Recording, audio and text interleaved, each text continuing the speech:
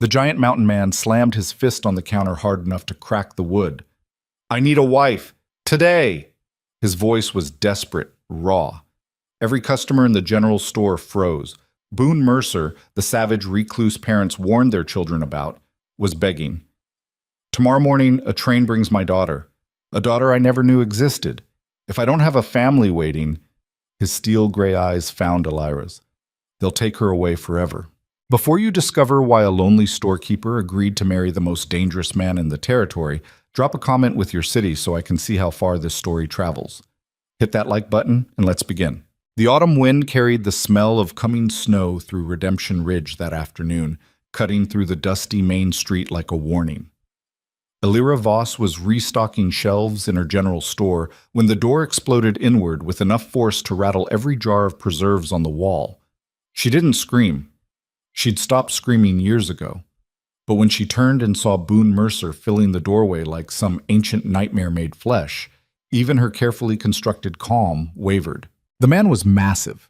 Not just tall, though he stood well over 6 feet, but built like he'd been carved from the same granite that formed the mountains behind town. His beard was wild and dark, shot through with premature gray. His clothes looked like they'd been through a war, buckskin worn thin at the elbows, boots caked with mud, and worse things, a coat that might have been brown once but was now the color of dried blood and mountain storms. But it was his eyes that made people cross the street when they saw him coming, steel gray and haunted, carrying the kind of weight that came from seeing things no man should see and doing things no man should do. Those eyes found Elira, and for a moment she saw something she'd never expected to see in Boone Mercer's face. Terror. "I need to talk to you," he said. His voice was rough, like he didn't use it much. "Private." The store had gone silent. Mrs. Henderson clutched her basket of thread. Young Tommy Bradford stood frozen by the pickle barrel, mouth hanging open. Everyone in Redemption Ridge knew the stories about Boone Mercer, how he'd survived a mine collapse that killed 17 men, how he disappeared into the mountains afterward and only came down twice a year for supplies, how trappers sometimes heard him talking to ghosts in the high passes, how Marshal Davies had once tried to check on him during a harsh winter, and Boone had met him on the trail with a rifle, telling him in no uncertain terms that the next man who came looking wouldn't make it back down. Elira met his gaze without flinching. She'd built a life on not flinching. "Whatever you need to say, you can say it here, Mr. Mercer." Something flickered across his face. Frustration, maybe, or shame. "Please." The word sounded like it cost him everything. It's about a child." That changed things. Elira set down the can of peaches she'd been holding. "Mrs. Henderson, would you mind watching the counter for a few minutes?" The older woman's eyes went wide. "Elira, you can't be serious. You don't know what he—" "5 minutes," Elira said quietly. She'd learned long ago that the firmest words were the quiet ones. She led Boone to the back room, acutely aware of how small the space felt with him in it. He had to duck under the door frame. His shoulders nearly touched both walls. Up close, she could see the exhaustion carved into his face. The man looked like he hadn't slept in days. "I'm listening," she said. Boone removed his hat. His hands shook. "I got a telegram 2 weeks ago," he said, "from a lawyer in Denver. A woman named Catherine Walsh died of fever. Before she passed, she told them I had a daughter." Elira felt something cold settle in her stomach. "A daughter, 7 years old, name's Ivy." His voice cracked on the name. "Catherine and we were together before the mine collapse.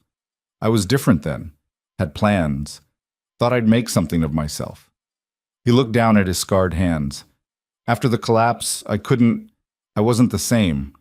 Couldn't sleep without seeing the dark pressing in. Couldn't stop hearing the men screaming. I told Catherine I needed time, told her I'd write." "But you didn't." "No." The admission came out like a confession. "She wrote me. Letters came to the assay office in town for months.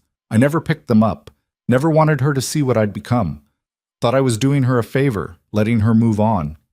His jaw clenched. "She was pregnant. Tried to tell me in those letters. Raised our daughter alone. Worked herself half to death doing it." Elira had seen enough tragedy in her 32 years to recognize it in someone else. This wasn't a man looking for sympathy. This was a man drowning in guilt and desperately searching for air. The telegram said Ivy's arriving tomorrow morning on the 10:15 train from Denver, Boone continued. But there's a problem. The lawyer contacted Judge Morrison here in town, told him about the situation. Morrison said, he stopped, swallowed hard. He said a child can't live with an unmarried trapper who disappears into the mountains for months at a time. Says it's not proper, not safe. If I can't provide proof of a stable family home when that train arrives, they're sending her to an orphanage in Sacramento. I'll never see her again. But it warms to certainty. The pieces started falling into place. That's why you're here, Elira said slowly.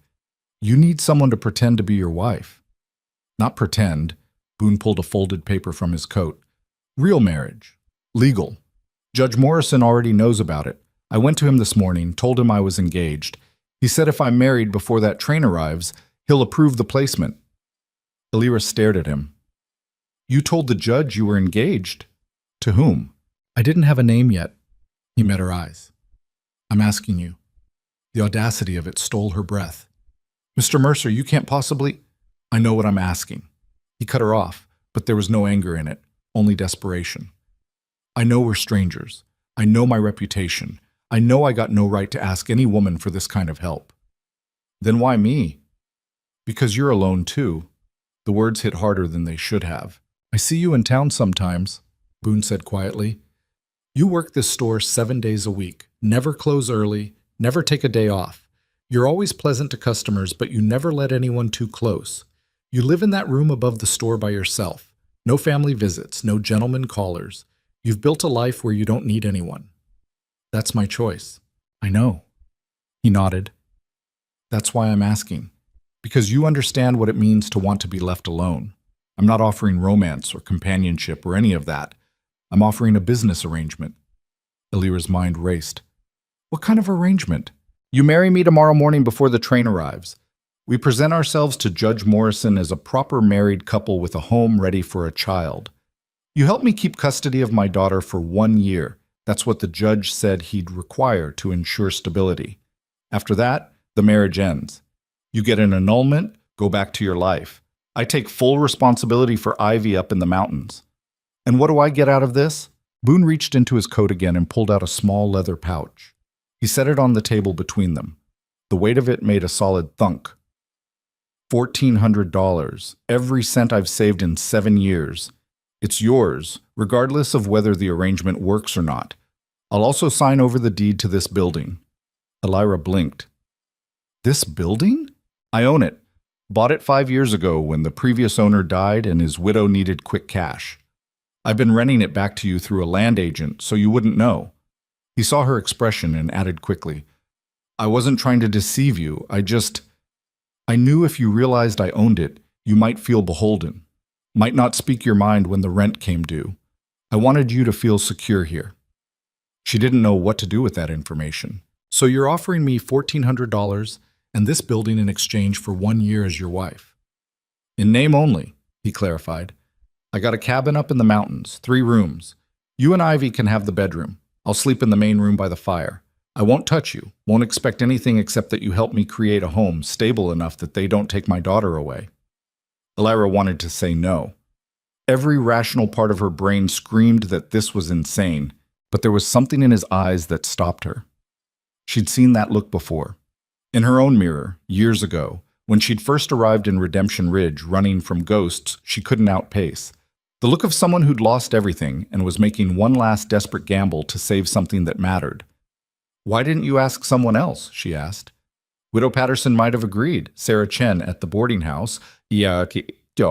Because they'd want something real eventually, Boone said. They'd want affection or companionship, or they'd convince themselves love could grow. You won't. You understand walls, Miss Voss. You've built them high as mine. He wasn't wrong. I need an answer, Boone pressed. That train arrives in 18 hours. Elira closed her eyes. Thought about the little girl on that train. 7 years old. Mother dead. Father a stranger. Being shipped off to an orphanage full of other unwanted children. She thought about another little girl. Different time, different place. A student who'd needed help that Elira had been too afraid to provide. Clara. When she opened her eyes, Boone was watching her with the intensity of a man watching his last hope slip away. "What's the little girl's name again?" she asked quietly. "Ivy. Ivy Catherine Mercer. Does she know about you, that you exist?" Catherine told her everything before she died. Told her I was her father. Told her, his voice roughed, told her I was a good man once, that I'd made mistakes, but I'd loved Catherine truly. "Did you?" "Yes." No hesitation. "I did. I do. That's what makes it worse. I loved her enough that I should have been brave enough to stay.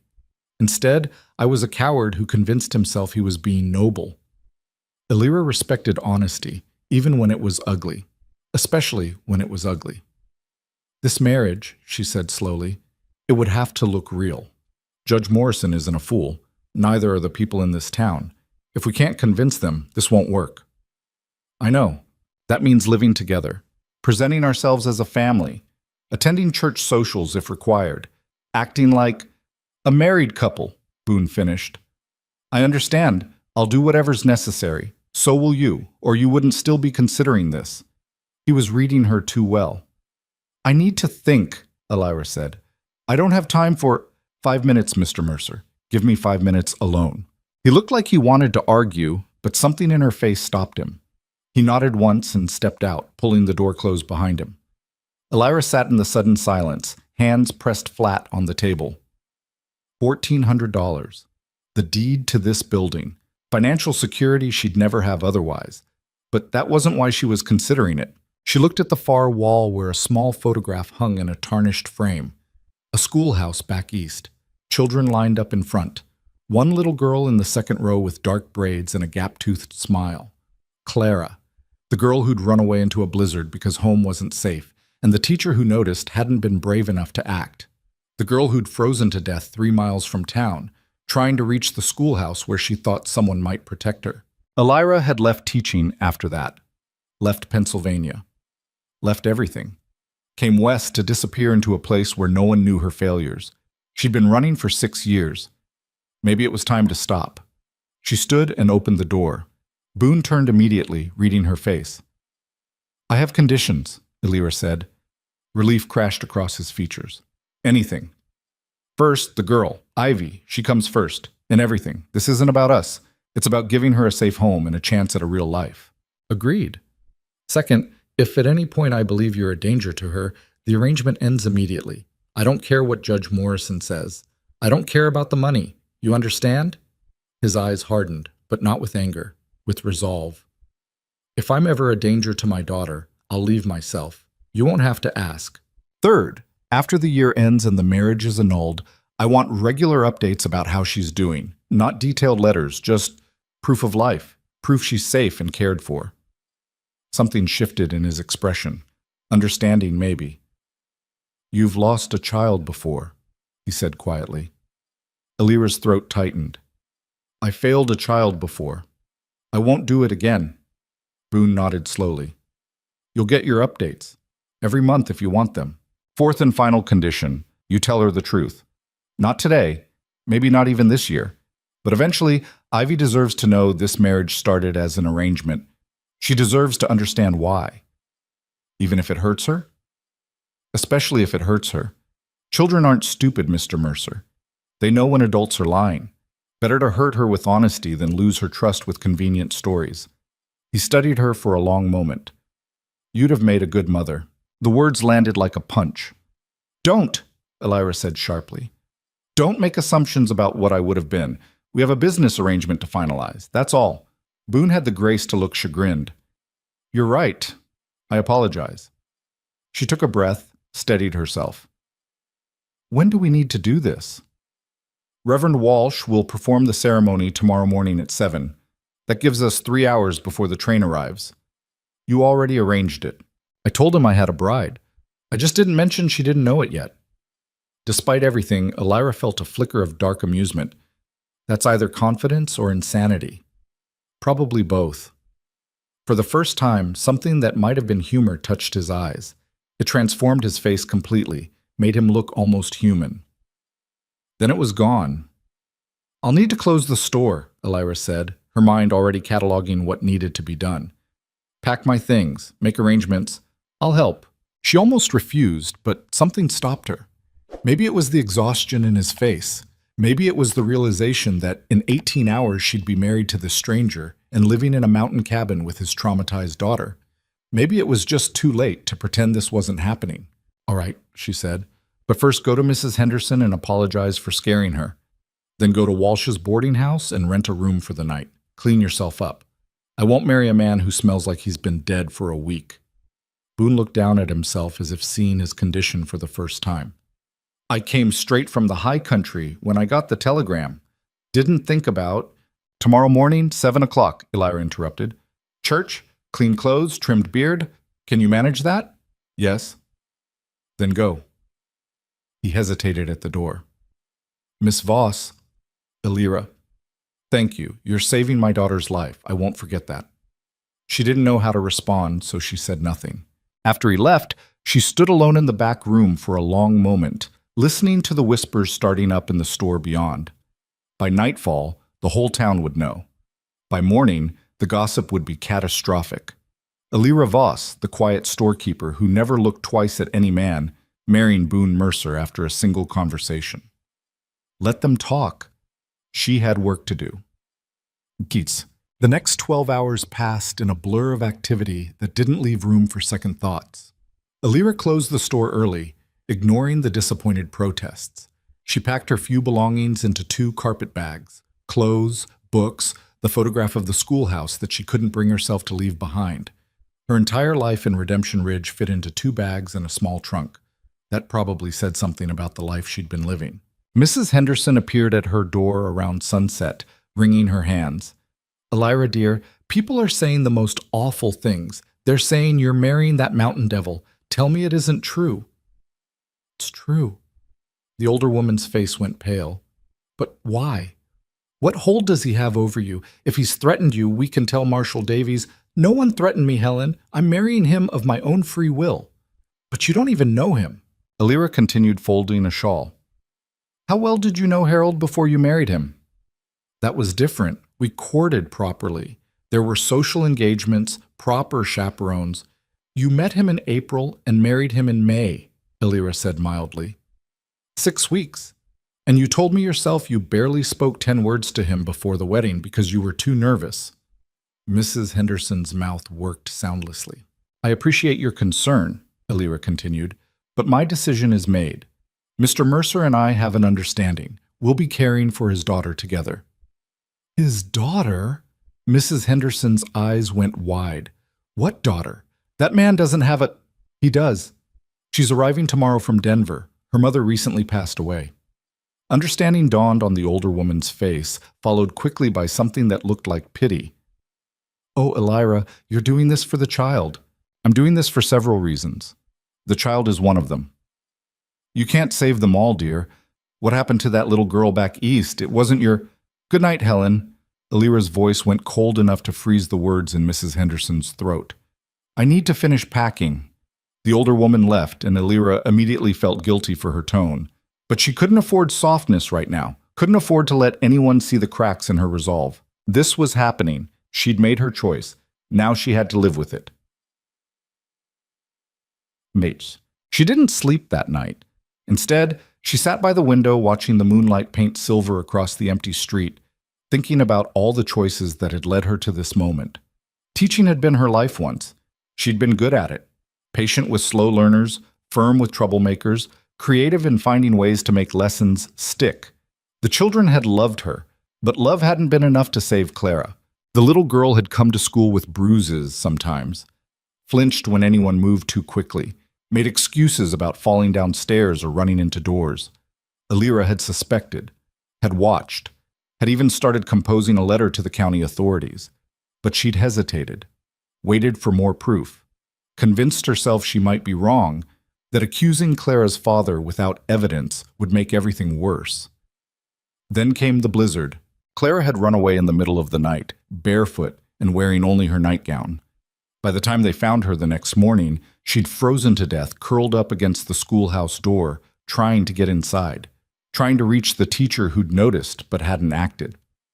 Alira had left Pennsylvania within the week, couldn't bear to look at the schoolhouse anymore, couldn't face the other teachers who whispered that it wasn't her fault, that she'd done nothing wrong, because she had done something wrong.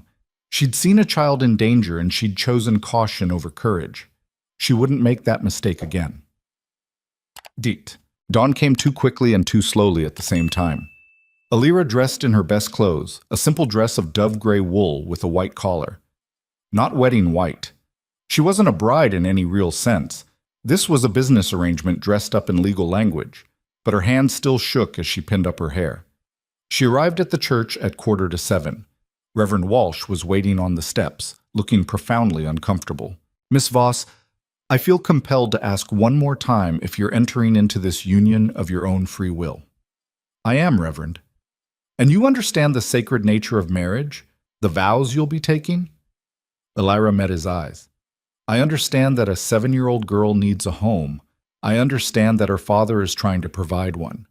And I understand that sometimes we're called to do difficult things for the sake of children who can't save themselves." The Reverend's expression softened slightly. "Helen Henderson mentioned the child. That's why you're doing this." "Partially." "What's the other part?" Alira glanced up the street where Boone was approaching, and her breath caught despite herself. He'd actually done it. The wild mountain man had transformed into something almost civilized. He wore a dark suit that must have been borrowed. It fit reasonably well across his massive shoulders, but was slightly short in the sleeves. His beard was trimmed close to his jaw, revealing the strong bones of his face. His hair was still too long, tied back with a leather cord, but it was clean. He looked terrified. "The other part," Alira said quietly, still watching Boone approach, "is that I recognize someone trying to make amends for past failures. I respect that." Boone reached them and stopped, looking between Alira and the Reverend with the expression of a man facing execution. "Morning," he said roughly. "You look presentable, Mr. Mercer," Alira said. Something that might have been relief flickered across his face. "Borrowed the suit from Walsh at the boarding house. He's shorter than me. I noticed." An awkward silence descended. Reverend Walsh cleared his throat. "Shall we begin? I've asked my wife to serve as witness." They moved inside the small church. Mrs. Walsh sat in the front pew, dabbing at her eyes with a handkerchief, though nothing sad had happened yet.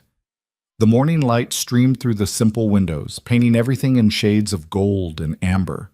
It would have been beautiful if Alira's heart hadn't been hammering so hard she could barely breathe. Boone stood beside her, so tall she had to tilt her head back to see his face. Up close she could see the scars, one across his left eyebrow, another along his jaw, a third disappearing into his collar. The mind collapse had marked him inside and out. "Dearly beloved," Reverend Walsh began, and Alira forced herself to focus on the words rather than the surreal impossibility of what she was doing. The ceremony was brief. Walsh seemed eager to get through it quickly, as if speed might somehow make it less binding. When it came time for the vows, Boone's voice was steady. "I, Boone Mercer, take you, Alira Voss, to be my lawfully wedded wife. I promise to provide for you, protect you, and honor you as long as this arrangement stands."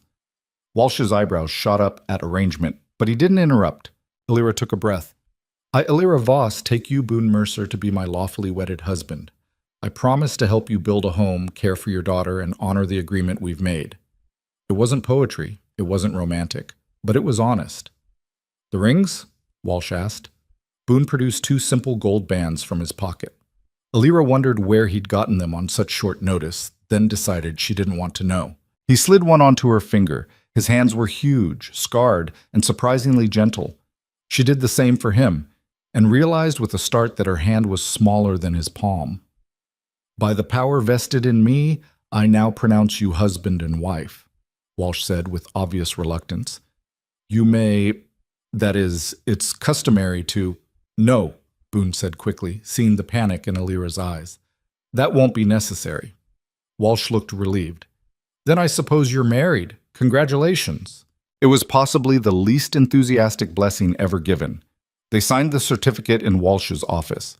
Alira's hand shook as she wrote her name, but the signature was legible.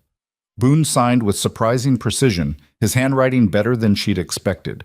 When it was done, Reverend Walsh handed them the paper. "I'll file this with the county clerk this afternoon," he said. "In the eyes of the law in heaven, you're now man and wife." Elira stared at the certificate, her name next to his, 2 signatures binding them together. What had she done? "We need to go," Boone said quietly. "Train arrives in 2 hours. We should meet with Judge Morrison first. Show him the certificate, then head to the station." "Right. The reason for all this?" Ivy. They thanked the Reverend and stepped out into the cool morning air. The street was beginning to come alive. Shop owners opening shutters, the baker lighting his ovens, children running errands before school. Normal people doing normal things. While Elira stood on the church steps next to the man she'd just married, feeling like she'd stepped off the edge of the world and hadn't hit bottom yet. "You all right?" Boone asked. "No," she said honestly, "but I will be. Let's go see Judge Morrison." They walked through town side by side, not touching but close enough that people stared. News of the wedding had already spread. Elira saw curtains twitching, conversations stopping mid-sentence, heads turning to follow their progress.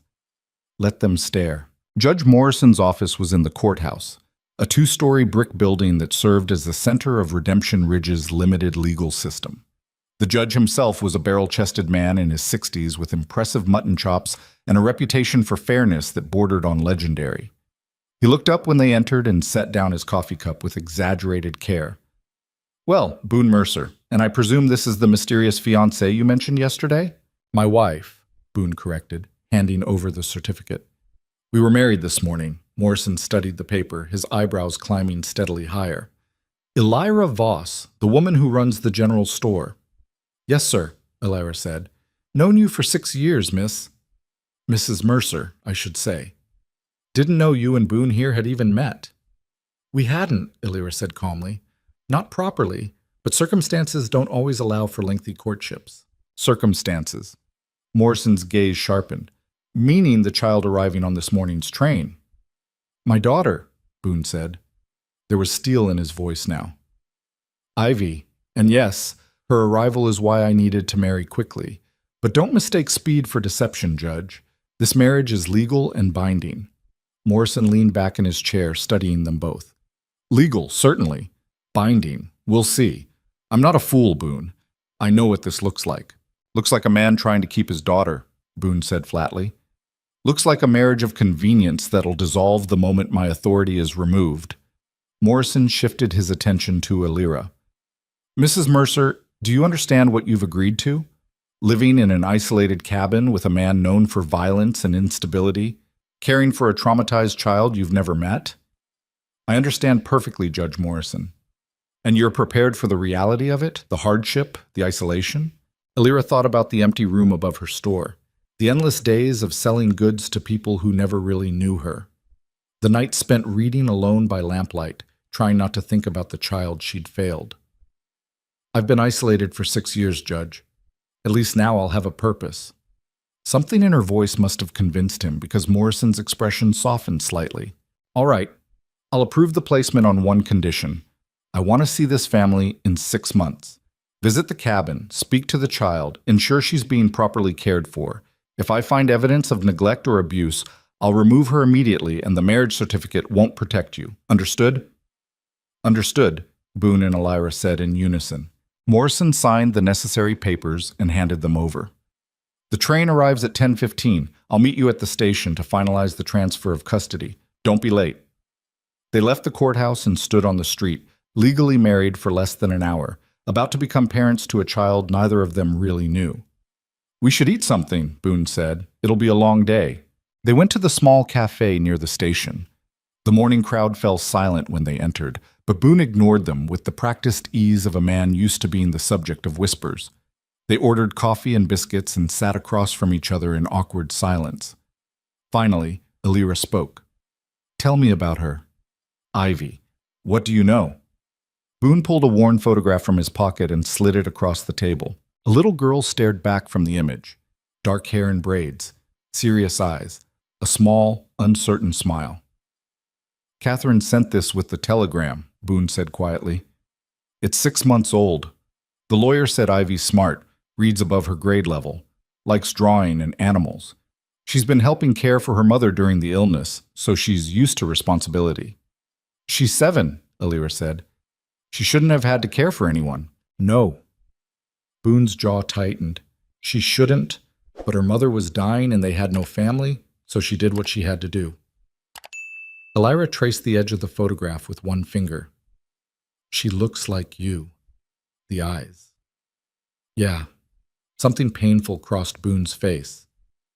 Catherine used to say Ivy had my stubborn streak too. Wouldn't accept help even when she needed it. Sounds familiar. Their eyes met, and for a moment understanding passed between them. Two stubborn people who'd rather suffer alone than accept help, raising a child who'd probably inherited that same damn tendency. This was going to be interesting.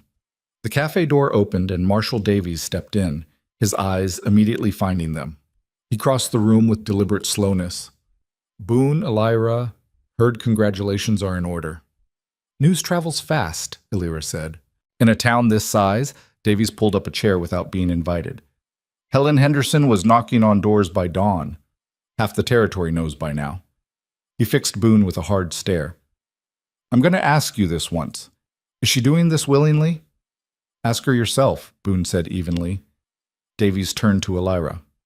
Well, no one forced me, Jacob. I made my own choice. For the child, among other reasons. Davies shook his head slowly. You're either the bravest woman I've ever met, or the most foolish. Time will tell which. He stood. But know this, Boone. If anything happens to her, if I hear even a whisper that you've raised a hand or spoken a harsh word, I'll come for you, and I won't be gentle about it. Understood, Boone said without heat. But you won't hear whispers because there won't be cause for them. Davies looked like he wanted to say more, but footsteps on the platform outside interrupted them. The train was early. They all turned toward the window. Black smoke rose above the buildings, accompanied by the shriek of the whistle. 10:15 had become 9:47. Ivy was here. Alira's heart kicked into a faster rhythm. Beside her, Boone had gone absolutely rigid, his knuckles white where he gripped the table edge. Ready? She asked quietly. No. His voice was hoarse. But it doesn't matter. Let's go. They left money on the table and stepped out into the cool morning.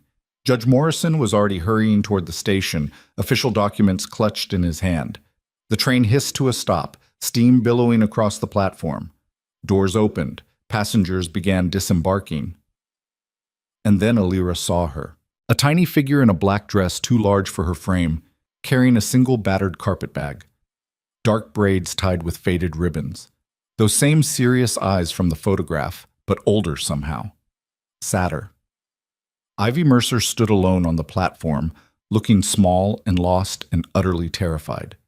Boone made a sound low in his throat, half sob, half something else entirely. Then he was moving, crossing the platform in long strides that ate up the distance. Ivy saw him coming and froze. Father and daughter stared at each other. 7 years of absence hanging between them. 7 years of letters unread and a life built without him. Boone dropped to one knee so he'd be at her level. Ivy, he said, and his voice broke on her name. I'm your father. The little girl's face didn't change. I know who you are. The coldness in her voice would have frozen a lesser man, but Boone didn't flinch. Your mother, she told you about me? She told me you left, that you didn't want us. Direct hit. Alira saw it land like a physical blow. That's not... Boone stopped, closed his eyes, tried again. I left because I was broken and stupid and convinced myself it was for the best. But I was wrong, Ivy. I was so wrong. Your mother deserved better. You deserved better. But you didn't come back. No, I didn't. Boone's hands clenched on his knees. I can't change that. Can't undo it. All I can do is promise that I'm here now and I'm not leaving again. Ivy's lower lip trembled. Mama said people who leave always leave again. Alira's chest tightened painfully. Your mama was right to be careful, Boone said. Right to protect you. But I'm asking for a chance to prove I'm different. To prove I want to know you, to be your father, if you'll let me. I don't need a father. The words came out fierce and small at the same time. I took care of Mama. I can take care of myself. Before Boone could respond, Judge Morrison stepped forward. "Miss Mercer, my name is Judge Morrison. I'm here to ensure you're placed in a safe, stable home. Your father has made arrangements." "He's not my father." Ivy's voice cut like glass. "Fathers don't abandon their families." The platform had gone silent. Every passenger, every worker, every person within earshot was watching this devastating little drama unfold. Elira couldn't stand it anymore. She stepped forward, kneeling beside Boone so she was eye level with Ivy. "Hello," she said quietly. "My name is Elira. You're absolutely right. Your father made terrible mistakes. He hurt you and your mother. You don't have to forgive him for that. You don't have to call him father if you don't want to." Ivy's gaze shifted to her, wary but listening. "But here's the truth," Elira continued. "You're 7 years old. You just lost your mother. You're scared and angry and probably tired of adults making decisions for you without asking what you want. I understand that. So I'm going to give you a choice." Judge Morrison started to object, but Elira silenced him with a look. "You can come home with us," she said to Ivy, "to a cabin in the mountains where we'll do our best to take care of you. It won't be perfect. We'll make mistakes, but we'll try. Or," she held up a hand when Morrison sputtered, "you can tell Judge Morrison that you'd prefer the orphanage in Sacramento. I won't lie and say it'll be comfortable, but it'll be yours to choose." "Elira," Boone said sharply, "what are you—" "Letting her have some control over her own life," Elira said without looking at him. "Something adults rarely give children." Ivy stared at her for a long moment. Those gray eyes, so like Boone's, searched Elira's face as if looking for deception. "Who are you?" the little girl finally asked. "I'm your father's wife, as of about 2 hours ago." Ivy's eyes widened. "You married him? Why?" Honest question, deserved an honest answer. "Because he asked for help, and I was in a position to give it. Because I believe children deserve safe homes. And because—" Elira hesitated, then continued. "Because a long time ago, I failed a little girl who needed help. I don't want to fail another one." Something shifted in Ivy's expression. Understanding, maybe. Or recognition that she was talking to another damaged person. "If I come with you," Ivy said slowly, "and I don't like it, can I leave?" Elira glanced at Judge Morrison, who looked ready to have an apoplexy, but nodded reluctantly. "In 6 months, Judge Morrison will visit to make sure you're being cared for properly. If you tell him you're unhappy or unsafe, he'll listen. This isn't a prison, Ivy. It's meant to be a home."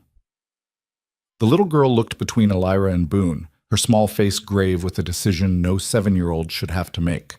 Then her gaze dropped to the carpet bag she clutched. "Mama's things are in here," she whispered. "Her brush, her book, her locket. I can't leave them." "You won't have to," Boone said hoarsely. "Anything you want to keep, you keep. I swear it." Ivy's eyes filled with tears she was clearly fighting not to shed. "I want to see where we're going," she said finally, "before I decide." Judge Morrison looked like he wanted to argue, but Elira spoke first. "That's fair. Our cabin is about 3 hours from town by wagon. We'll take you there, let you see it, and you can tell the judge your decision when he visits in 6 months. Does that work?" Ivy nodded slowly. Morrison sighed. "Against my better judgment, I'll allow it. But I'll be watching this situation closely." He handed Boone the official custody papers. "Don't make me regret this." They collected Ivy's single bag, heartbreaking how little remained of her entire life, and walked to where Boone had left his wagon. It was a sturdy vehicle, clearly built for mountain roads. The horse hitched to it was a massive bay gelding with patient eyes. Boone lifted Ivy into the back where he'd arranged blankets to make a nest of sorts. She sat stiffly, not looking at either of them. Elira climbed up front while Boone took the reins. And then they were moving, leaving Redemption Ridge behind. Leaving behind Elira's old life. Heading into mountains and marriage and motherhood, all with a man she barely knew and a child who had every right to hate them both. The wagon creaked. The horse's hooves clopped steadily against packed dirt. Behind them, Ivy sat in silence, watching the town disappear. And Elira realized with crystal clarity that there was no going back now. Whatever happened next, they'd face it together. Or they'd fail together. But either way, she'd made her choice. The wagon climbed into country that seemed to exist outside normal time. Pine forests pressed close to the narrow road. their shadows deep and cool even in midday light. The air changed, thinner, sharper, carrying the smell of snow that hadn't fallen yet but would soon. Elira watched the landscape transform and felt her stomach tighten with each mile that separated them from town. This wasn't the gentle rolling hills around Redemption Ridge. This was wilderness that could kill you if you weren't careful. Boone handled the reins with practiced ease, guiding the wagon around rocks and fallen branches that would have shattered an axle. He hadn't spoken since they left town, but she could see the tension in his shoulders, the way his jaw kept clenching. Behind them, Ivy remained silent. Elira turned to check on her and found the little girl staring out at the forest with hollow eyes. Her carpet bag sat clutched in her lap like a life preserver. "Are you hungry?" Elira asked. "I packed some—" "No?" The word was flat, final. "Thirsty? The ride is—" "I said no." Elira exchanged a glance with Boone. His expression was grim but unsurprised. This wasn't going to be easy. They continued in silence for another hour before Boone finally spoke. "There's a stream up ahead. We should water the horse." He pulled the wagon off the road into a small clearing where water ran clear over smooth stones. The bay gelding drank gratefully while Boone stretched his back, bones cracking audibly. Ivy climbed down without being asked and walked to the stream's edge, keeping her distance from both adults. "She hates me," Boone said quietly. He wasn't looking for contradiction, just stating a fact. "She doesn't know you well enough to hate you," Elira replied. "Right now she's just angry and scared and grieving her mother.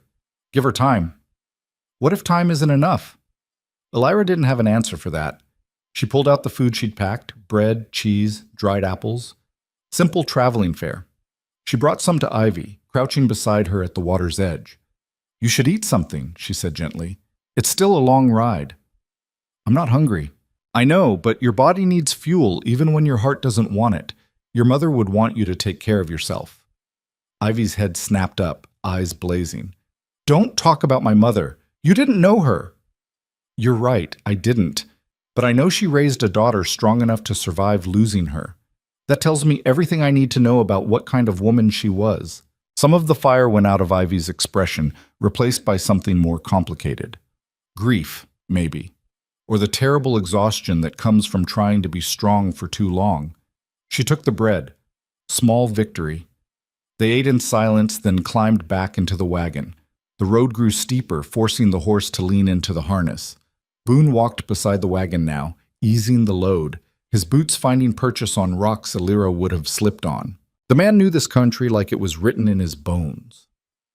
Another hour passed. The sun shifted westward, painting the sky in shades of amber and rose. Beautiful, if you had the luxury of appreciating it. Elira was too focused on the drop-off beside the road, a sheer fall into nothing that made her palms sweat. Then the road rounded a bend, and the cabin came into view. It sat in a small valley sheltered by towering pines, backed against a cliff face that would protect it from the worst winter winds. A stream ran nearby, the same one they'd stopped at earlier, Elira realized, following it upstream. Smoke rose from the chimney in a thin, welcoming line. Someone had been here recently. "I came up yesterday," Boone said, reading her confusion. "Got the fire going, stocked wood, made sure everything was ready." He paused. "Wanted her to arrive to a warm home." Elira's throat tightened unexpectedly. The cabin itself was larger than she'd expected. Solidly built from local timber, the logs chinked tight against winter cold. A covered porch ran along the front. The roof looked sound, the windows intact. It wasn't grand, but it was well-made and well-maintained, the work of a man who knew how to survive. Boone brought the wagon to a stop and Ivy climbed down, looking at the cabin with an expression Elira couldn't read. "This is it," Boone said. There was uncertainty in his voice now, like he was seeing the place through her eyes and finding it wanting. "It's not much, but it's quiet," Ivy interrupted. She walked toward the cabin slowly, as if approaching something that might bite. "Mama and me lived in a boarding house in Denver. There were always people, noise, shouting through the walls at night." She reached the porch steps and stopped. "Is it always this quiet?" "Mostly," Boone said. "Sometimes you hear animals, owls at night. Elk in the meadow come dawn, wind through the pines, but no people, no shouting." Ivy nodded slowly, processing this. Then she climbed the steps and pushed open the door. Elira and Boone followed, watching as the little girl took in her new home. The main room was dominated by a stone fireplace where a fire crackled warmly. Simple furniture, a table, chairs, a worn sofa. Shelves lined one wall, mostly empty but clean. The floor was swept, the windows clear. A door on the left led to the bedroom. Ivy walked to it like a ghost and pushed it open. Elira heard her gasp. The room beyond was small but carefully prepared. A bed with a handmade quilt in shades of blue and green. Shelves built at a child's height. A small table beneath the window with a chair sized for someone Ivy's age. And beside the bed, a rocking chair that looked like it had been carved from a single piece of wood, polished until it gleamed. But it was what sat on the bed that made Ivy's composure finally crack. Wooden animals. Dozens of them, carved with meticulous care. A deer with delicate antlers. A rabbit mid-hop. A fox with a bushy tail. An owl with individual feathers carved so finely they looked like they might ruffle in a breeze. Ivy picked up the deer with shaking hands. "You made these," she whispered. Boone stood in the doorway, looking like he wanted to run. Yeah. Thought you might like them. Your mother's letter, the one I finally read. She mentioned you liked animals, drew pictures of them. She said I got that from you." Ivy's voice was barely audible. "Said you used to carve things, that you had gentle hands for such a big man." Boone's eyes closed briefly, pain etched into every line of his face. Ivy set the deer down carefully and turned to look at him. Really look at him, maybe for the first time since the train platform. "Why didn't you read her letters?" The question came out small and wounded. "If you loved her like you said, why didn't you at least read them?" Boone moved into the room slowly, like approaching a wild animal. He knelt so he'd be at her level, the same way he had at the station. "Because I was a coward," he said simply. "The mind collapse. It broke something in me. I couldn't sleep in enclosed spaces anymore. Couldn't breathe right. Had nightmares where I was buried alive and everyone I loved was dying around me in the dark. Your mother deserved someone whole and I was shattered. Thought if I stayed away she could find someone better. Someone who wasn't waking up screaming every night." "But she loved you," Ivy said, and now tears were sliding down her face. "She kept your picture by her bed. She told me stories about you, about how you made her laugh, how you promised to build her a house in the mountains where she could see the stars." Boone's breath hitched. "She remembered that?" "She remembered everything, and she forgave you. Even when she was dying, she said—" Ivy's voice broke. "She said you were probably suffering somewhere and she wished she could help you. She made me promise not to hate you." "Ivy, Mom." "But I do hate you." The words burst out of her like a dam breaking. "I hate that you left. I hate that she worked herself sick trying to provide for us alone. I hate that you weren't there when she died. I hate that I'm here with strangers instead of with her. I hate all of it." She was sobbing now, great heaving sobs that shook her small frame. Boone looked utterly lost, his hands hovering uselessly like he wanted to reach for her but didn't know if he had the right. Elira made the decision for him. She stepped forward and wrapped her arms around Ivy, pulling the child against her. Ivy fought for a moment, then collapsed into the embrace, crying so hard Elira worried she might make herself sick. "That's right," Elira murmured, stroking the girl's hair. "Let it out. You've been holding it in too long." Boone knelt beside them, one large hand coming to rest gently on Ivy's back. The little girl stiffened at the touch, but didn't pull away.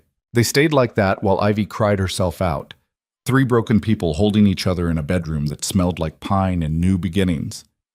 When the sobs finally subsided into hiccups, Ivy pulled back slightly, wiping her face with her sleeve.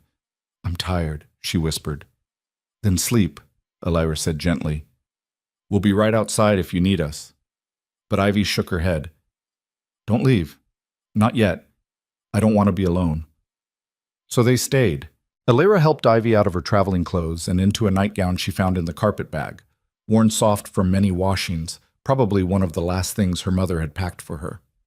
Ivy climbed into bed and Elira tucked the quilt around her, the same way she used to tuck in her students during rest time back when she was a teacher. Back before Clara. Boone sat in the rocking chair looking completely out of place in the delicate piece of furniture he'd built. But he sat anyway, and when Ivy's eyes started to drift closed, he began to talk. Not a story exactly, just words. He told her about the mountains in winter, when snow piled so high you had to dig tunnels to the woodshed, about the elk herd that came through every spring with their new calves, about the fox family that lived in the rocks behind the cabin and sometimes left half-eaten rabbits on the porch like gifts. His voice was low and rough, but there was something soothing in the steady rumble of it. Ivy's breathing deepened, evened out. Sleep, finally. Alira stood carefully, not wanting to wake her, and moved toward the door. Boone followed, and together they stepped out into the main room, pulling the bedroom door almost closed but leaving it cracked. The silence that fell between them was heavy with things unsaid. "Thank you," Boone said finally, for knowing what to do back there. I didn't— "You did fine," Elira interrupted. "You told her the truth. You let her be angry. That's what she needed. She hates me. She's grieving. There's a difference." Elira moved to the fireplace, warming her hands against the chill that was settling into her bones. "Give her time to sort through it." Boone paced the room like a caged animal.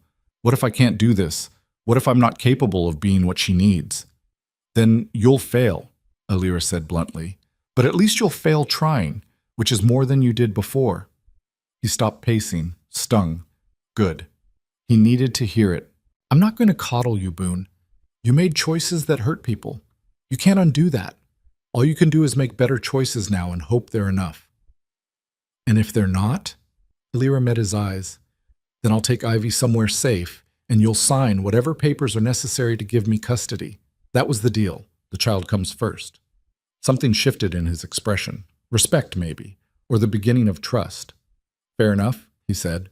They stood in silence for a moment, then Boone cleared his throat awkwardly. "You should take the bedroom tonight. I'll sleep out here by the fire." "We can't. Ivy needs to feel secure in that room, like it's hers." "Then where—" "We'll figure it out." Alira looked around the cabin, assessing. The sofa was too small for either of them to sleep comfortably.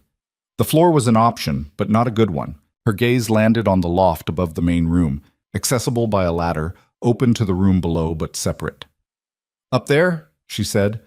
"We can put bedrolls in the loft, close enough to hear Ivy if she needs us, far enough to give her space." Boone nodded slowly. "I've got extra blankets. I'll set it up." While he climbed the ladder with armfuls of bedding, Alira unpacked the few things she'd brought. Her clothes went into a trunk in the corner, her books on a shelf. The photograph of the schoolhouse she placed face down in the bottom of the trunk, unable to display it but unwilling to leave it behind. She was hanging the last of her dresses when she heard a small sound from the bedroom. A whimper.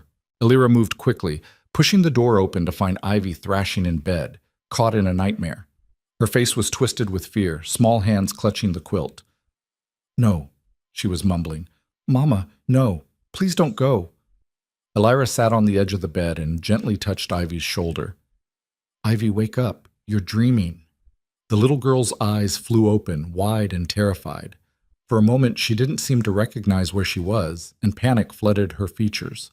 "It's all right," Elira said softly. "You're safe. You're in the cabin. I'm right here." Ivy's breathing gradually slowed. She looked around the dark room at the wooden animals on the shelf, at Alira's face. "I dreamed Mama was calling for me, but I couldn't find her," she whispered. "She kept getting farther away, and I kept running, but I couldn't reach her. I'm so sorry." Elira smoothed the hair back from Ivy's forehead. "Those dreams are the worst kind. Do they ever stop?" The honest answer was no. Alira still sometimes dreamed of Clara frozen against the schoolhouse door, but that wasn't what Ivy needed to hear. "They get easier," she said instead. "Less frequent, and eventually you'll have other dreams too. Good ones mixed in with the hard ones." Ivy was quiet for a moment. Then, "Will you stay? Until I fall back asleep?" "Of course." Alira settled into the rocking chair, still warm from where Boone had sat earlier, and began to rock slowly. The motion was soothing, almost meditative. "Elira?" Ivy's voice was small in the darkness. "Yes?" "Why did you really marry him? It wasn't just to help a stranger. Nobody does that." "Smart child. Too smart." Alira considered lying, then remembered her own advice to Boone. Truth, even when it hurt. "A long time ago I was a school teacher," she said quietly. "I had a student who was being hurt at home. I suspected it, but I didn't act fast enough. She ran away one night during a storm and died trying to reach safety. I've carried that failure with me ever since."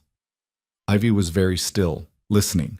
"When your father told me about you," Elira continued, "about a little girl who needed a home, I saw a chance to do something right, to help a child when it mattered instead of hesitating until it was too late. So I'm like, your second chance?" "No." Elira shook her head firmly. "You're not a chance to fix my past. You're a person who deserves a safe home and adults who will fight for you. I'm helping because it's the right thing to do, not because I'm trying to ease my conscience." "But it does ease it," Ivy said. "A little bit, doesn't it?" The girl was 7 years old and reading Elira like a book. "Yes," Elira admitted. "A little bit. Is that wrong?" Ivy thought about it. "I don't think so. Mama used to say people can do good things for complicated reasons, and they're still good things." "Your mother sounds like she was very wise." "She was." Ivy's voice thickened with grief. "She was the best person I ever knew, and now she's gone, and I'm stuck with strangers in the middle of nowhere." The words should have hurt, but Elira understood them for what they were, a child speaking her truth, raw and unfiltered. "We are strangers," Elira agreed, "and this is nowhere, relatively speaking. But strangers can become family if everyone works at it, and sometimes nowhere is exactly where you need to be." Ivy didn't respond, but her breathing was starting to even out again. Elira kept rocking until she was certain the girl was asleep, then carefully stood and moved toward the door. "Elira?" "Apparently not asleep after all." "What is it?" "The animals he carved. They're really good." "They are." Does that mean maybe he's not all bad?" Elira's heart twisted. "No one is all bad, Ivy, or all good. We're all just people doing the best we can with what we've been given. Your father made terrible mistakes, but he's here now trying. That counts for something." "I guess." This time when Ivy's breathing deepened, it stayed deep. Elira slipped out of the room and found Boone standing by the fireplace, clearly having heard everything. "She doesn't trust me," he said. "Would you, in her position?" "No." "Then stop expecting her to. Trust is earned, Boone. You know that." He nodded slowly, then gestured to the loft. "I made up 2 separate sleeping areas. You'll have privacy." Elira climbed the ladder and found he'd created a division using a blanket hung from the rafters. Her bedroll was on one side, his on the other. It wasn't perfect, but it would work. She changed into her nightgown behind the blanket partition, hyper-aware of Boone doing the same on his side. This was her life now. Married to a stranger, sleeping feet away from him, caring for a traumatized child together. She lay down on the bedroll and stared up at the roof beams. How had her life become this?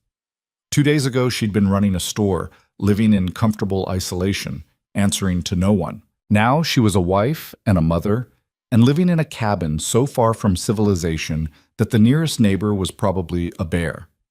She should have been terrified. Instead, she felt something she hadn't felt in years: purpose. From the other side of the blanket, Boone's voice came quietly. "Elira?" "Yes?" "Thank you for everything you did today, for giving her choices, for being honest with her, for knowing what to say when I didn't." "We're in this together," Elira said. "That was the agreement. Still, thank you." She didn't know what to say to that, so she said nothing.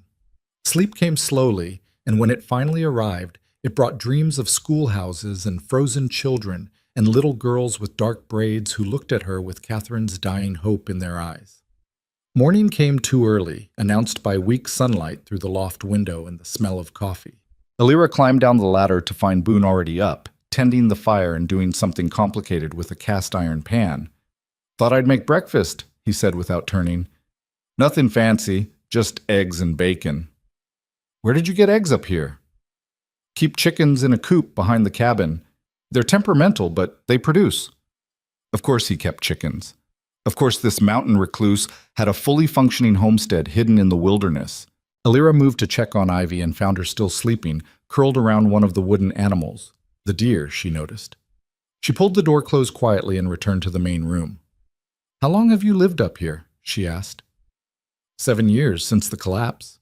Boone flipped bacon with practiced ease. "Built the cabin myself that first winter. Nearly died doing it, but I needed something to occupy my hands, something to focus on besides the memories. You built all of this alone? Had help from a few trappers who passed through. But mostly, yeah.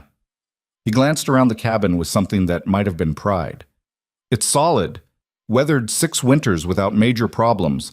Keeps out the cold. Keeps out the world. But you can't keep out the world anymore, Elira said softly. Not with Ivy here. His shoulders tensed. I know. They ate breakfast in silence. Boone had scrambled the eggs with wild onions, and the bacon was perfectly crisp. The coffee was strong enough to strip paint. Ivy emerged from the bedroom while Elira was washing dishes in a basin by the fireplace. The little girl looked rumpled and sad, but more rested than yesterday. Morning, Elira said. Hungry? I guess. Boone dished up eggs and bacon, setting the plate at the table. Ivy sat and ate mechanically, not tasting the food, just fueling her body. When she finished, she looked at Boone directly for the first time that morning. What am I supposed to do here? She asked. All day. There's nothing. No school, no other kids. No, there's school, Boone interrupted. I can't teach you proper, but I've got books. Reading, arithmetic, some history, and Elira was a teacher. She can teach you, Elira finished, surprised he'd remembered. If you're willing to learn.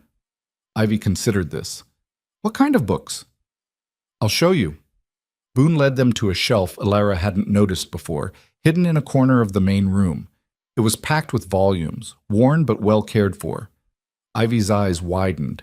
There were primers and readers, mathematics texts, natural philosophy, even poetry. A better collection than Elira would have expected. Catherine loved books, Boone said quietly. Before I left, she was always reading. I kept buying them after. Told myself maybe someday I'd send them to her. Never did, of course, but I kept buying them. Ivy pulled out a volume of fairy tales, the cover decorated with faded gilt. She opened it carefully and found an inscription on the first page. For Catherine, who sees magic in everything. Love always be. The little girl's face crumpled. She would have loved this, she whispered. Then it's yours, Boone said. All of them. Whatever you want to read. Ivy clutched the book to her chest and fled back to the bedroom, slamming the door. Boone flinched. Give her time, Elira said again. She seemed to be saying that a lot. The rest of the day was spent in careful negotiation of space and silence. Ivy stayed in her room, reading. Boone chopped wood with punishing intensity, working out his helplessness through physical labor. Elira explored the cabin and the immediate surroundings, trying to understand this place that was now her home.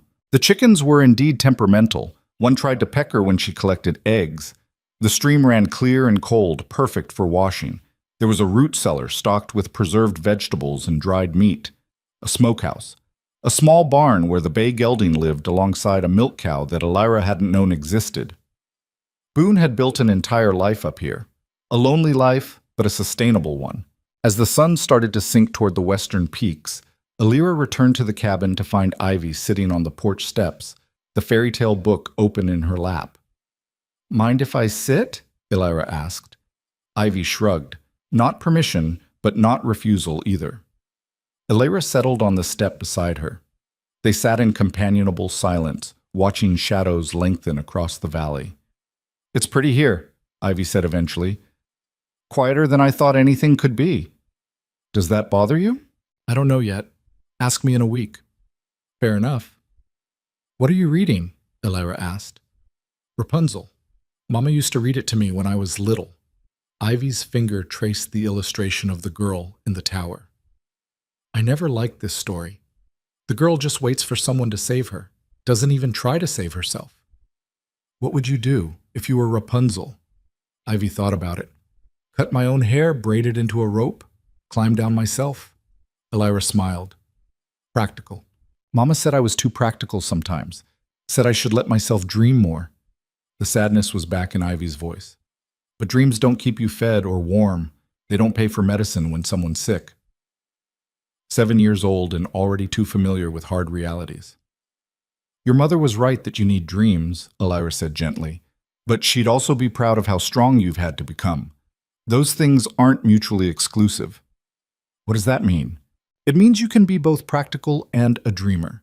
Take care of yourself and still hope for better things. Ivy closed the book. Do you hope for better things? The question caught Elira off guard. Did she?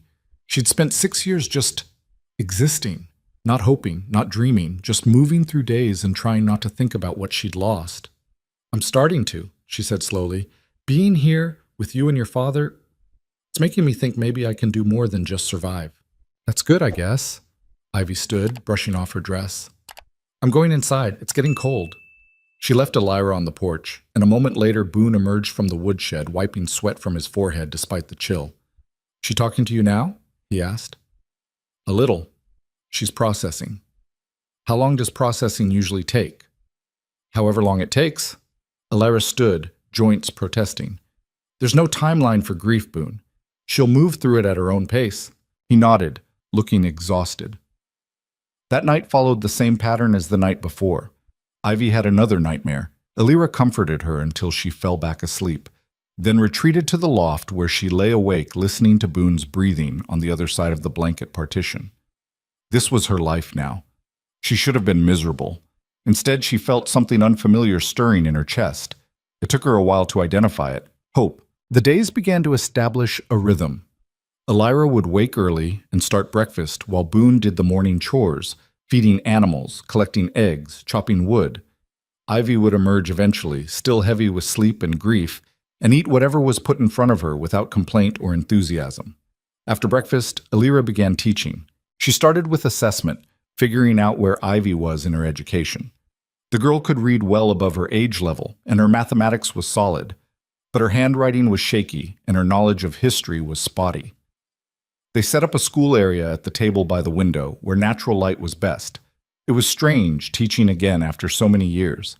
Strange and painful and oddly healing. Ivy was a good student, quick to understand, eager to learn despite her grief. She absorbed information like someone starving for mental stimulation. During lessons, Boone would disappear into the forest, checking his trap lines or hunting. He always came back before dark, usually with fresh meat or firewood or some other necessity. The man was relentlessly practical, but in the evenings, after dinner, he would sit by the fire and carve, while Elira read aloud to Ivy. He never said much, just worked his knife over wood with steady, practiced movements, occasionally glancing up when a particularly good passage caught his attention. Ivy started requesting specific stories, adventure tales mostly, stories about brave girls who saved themselves. She still kept her distance from Boone, but Elira noticed the glances, the way Ivy would watch him carve, fascinated despite herself, the way her eyes would track him when he moved around the cabin. The child was curious about her father, even if she wouldn't admit it. A week passed, then 2. The first snow came on a Tuesday morning, soft flakes that transformed the valley into something from a fairy tale. Ivy stood at the window, transfixed. I've never seen this much snow, she breathed. Denver gets snow, Boone said from his spot by the fire. Not like this. Not where everything is quiet and white and perfect. She ran outside without her coat, spinning in circles with her face turned up to catch snowflakes on her tongue. For the first time since arriving, she laughed. The sound hit Boone like a physical blow. Elira saw it in his face, pure joy mixed with devastating regret for all the laughter he'd missed. But he didn't let it show. Just watched his daughter play in the snow with an expression of such fierce longing that Elira had to look away. That night, Ivy fell asleep almost as soon as her head hit the pillow, exhausted from playing outside. No nightmares for once. In the loft, Elira and Boone lay in their separate spaces, the blanket partition between them. Thank you, Boone said into the darkness. For what? For today. For teaching her. For being patient. For making this work. Elira stared at the ceiling. It's been 2 weeks. That's not exactly a success story yet. She laughed today. First time since... He didn't finish the sentence. They fell silent. Then, softly, Boone spoke again. Do you ever regret it? Agreeing to this? Elira considered the question honestly. Did she regret marrying a stranger, leaving her quiet life, taking responsibility for a grieving child? No, she said finally. It's hard. It's complicated. But I don't regret it. Why not? Because for the first time in 6 years, I wake up with a purpose beyond just getting through the day. That matters. Another long silence. I'm glad you're here, Illyra. The words were simple, but they carried weight. Good night, Boone. Good night. But sleep didn't come easily, and Illyra found herself thinking about the man on the other side of the blanket, about the care he put into carving animals for his daughter, about the way he looked at Ivy when he thought no one was watching, like she was something precious and breakable that he was terrified of dropping. He wasn't what she'd expected when she agreed to this arrangement. He was better. And that was terrifying in its own way. 3 weeks into their strange new life, Ivy started leaving her bedroom door open at night. It was a small thing, barely noticeable. But Illyra noticed. She noticed everything about the child now. The way Ivy's nightmares had decreased from nightly to every few days, how she'd stopped flinching when Boone moved too quickly, the fact that she sometimes hummed while doing her schoolwork. Small victories, but victories nonetheless. The weather turned colder. Snow fell more frequently, blanketing the valley in layers of white that made the world feel smaller and quieter. Boone spent more time inside, teaching Ivy how to carve wood by the fireplace while Illyra prepared meals or mended clothes. She'd never been much for domestic work back in Redemption Ridge, but here it felt different, purposeful, like she was building something instead of just maintaining. One afternoon, while Ivy was absorbed in carving what might have been a rabbit, or possibly a very lumpy dog, Boone caught Illyra's eye across the room. Need to check the trap lines tomorrow, he said. Up in the high country. Might be gone most of the day. Illyra nodded, understanding what he wasn't saying. He was asking if she'd be all right alone with Ivy, if she could handle it. We'll be fine, she said. Ivy looked up from her carving. Can I come? The question caught them both off guard. Boone's expression cycled through surprise, uncertainty, and something that looked dangerously close to hope before settling on caution. It's a hard climb, he said carefully. Cold. Takes most of the day. I'm not scared of cold. Ivy's chin lifted in that stubborn way Illyra had come to recognize. And I can climb. I'm stronger than I look. It's not about strength. It's about, you don't want me there. The walls went back up in Ivy's eyes. That's fine. I didn't really want to go anyway. She turned back to her carving, but her hands were shaking. Boone looked at Illyra, clearly out of his depth. Actually, Illyra said, thinking fast, I was hoping to reorganize the root cellar tomorrow. Could use your help, Ivy. Some of those preserve jars are too high for me to reach comfortably. It was a transparent lie. Illyra could reach the shelves perfectly fine, but it gave Ivy a graceful exit. The girl hesitated, then nodded. Okay. Boone left before dawn the next morning. Illyra woke to the sound of the cabin door closing and lay in the darkness of the loft, listening to his footsteps crunch through snow as he headed into the forest. When she climbed down the ladder, she found Ivy already awake, sitting at the table with the fairy tale book open but not reading. Couldn't sleep? Illyra asked. Kept thinking about Mama. Ivy's voice was small. She died 6 weeks ago today. 6 weeks. Had it really only been 6 weeks since this child's entire world had collapsed? Illyra sat across from her. Tell me about her. Ivy looked up, surprised. What do you want to know? Anything. Everything. What was she like? For a moment, Ivy didn't speak. Then slowly words began to spill out. Catherine had loved books and music. She'd worked as a seamstress, spending long hours hunched over delicate stitching that ruined her eyes and bent her spine. She sang while she worked, old songs from her childhood that Ivy still remembered. She made the best apple cake in Denver, according to their landlady. She taught Ivy to read before she was 4 years old. She was tired all the time near the end, Ivy said, her voice breaking. But she still tried to smile, still told me stories before bed, still promised everything would be okay, even though we both knew it wouldn't be. She sounds like she loved you very much. She did. Ivy wiped her eyes fiercely. She was all I had, and now she's gone, and I'm here with him, the man who left her, left us. There it was, the anger that lived beneath the grief. Can I tell you something? Illyra asked gently. Something I learned the hard way? Ivy nodded.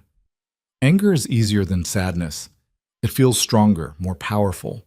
When you're angry, you can blame someone for your pain instead of just feeling it.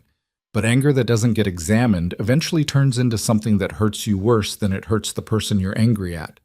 Are you saying I shouldn't be mad at him? No. I'm saying your anger is valid. He failed you and your mother. That's a fact. But if you hold on to it so tight that you never let yourself see anything else, you'll miss the chance to have a father who's trying to do better. Ivy's hands clenched on the table. What if I don't want him to do better? What if I want him to hurt the way Mama hurt?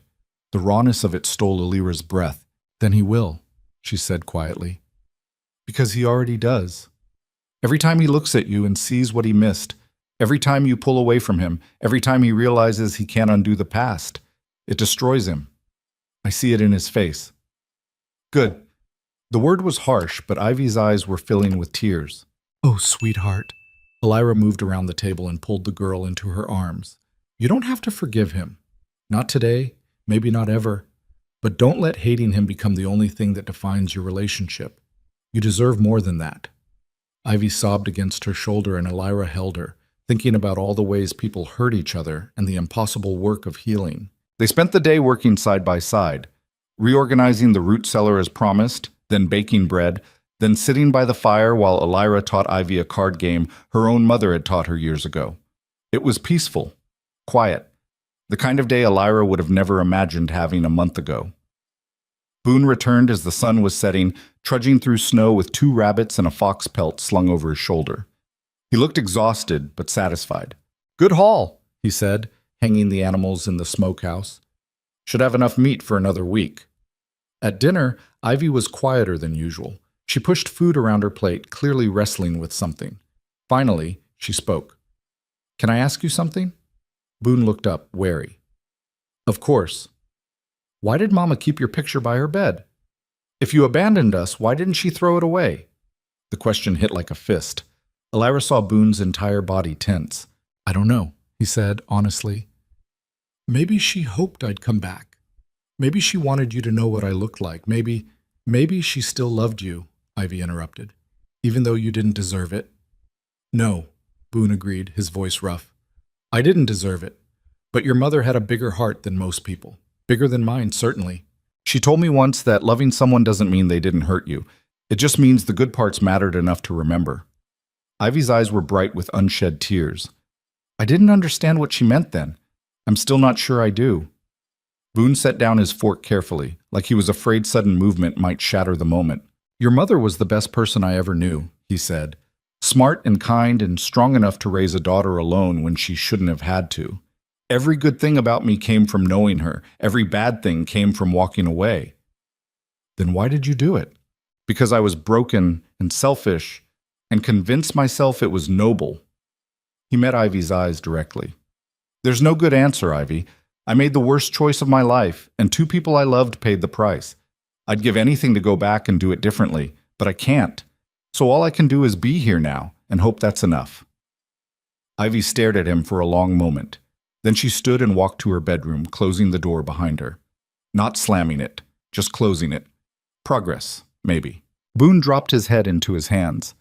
That went well, he said bitterly. Actually, it did, Alira said. She's asking questions instead of just being angry. That means she's starting to process. Doesn't feel like progress. Healing rarely does while it's happening. They cleaned up dinner in silence. Later, in the loft, Alira lay awake listening to the wind howl around the cabin. Winter was settling in hard now. Soon they'd be truly isolated, cut off from town by snow too deep for the wagon. The thought should have been terrifying. Instead, it felt almost safe. The next morning brought a surprise. Alira woke to find Boone and Ivy both already up, standing at the window watching something in the meadow. What is it? She asked, climbing down the ladder. Elk, Boone said softly. Whole herd came through. Alira moved to the window and caught her breath. At least 30 elk grazed in the snow-covered meadow, their breath steaming in the cold air. A massive bull stood watch at the edge of the herd, antlers like a crown.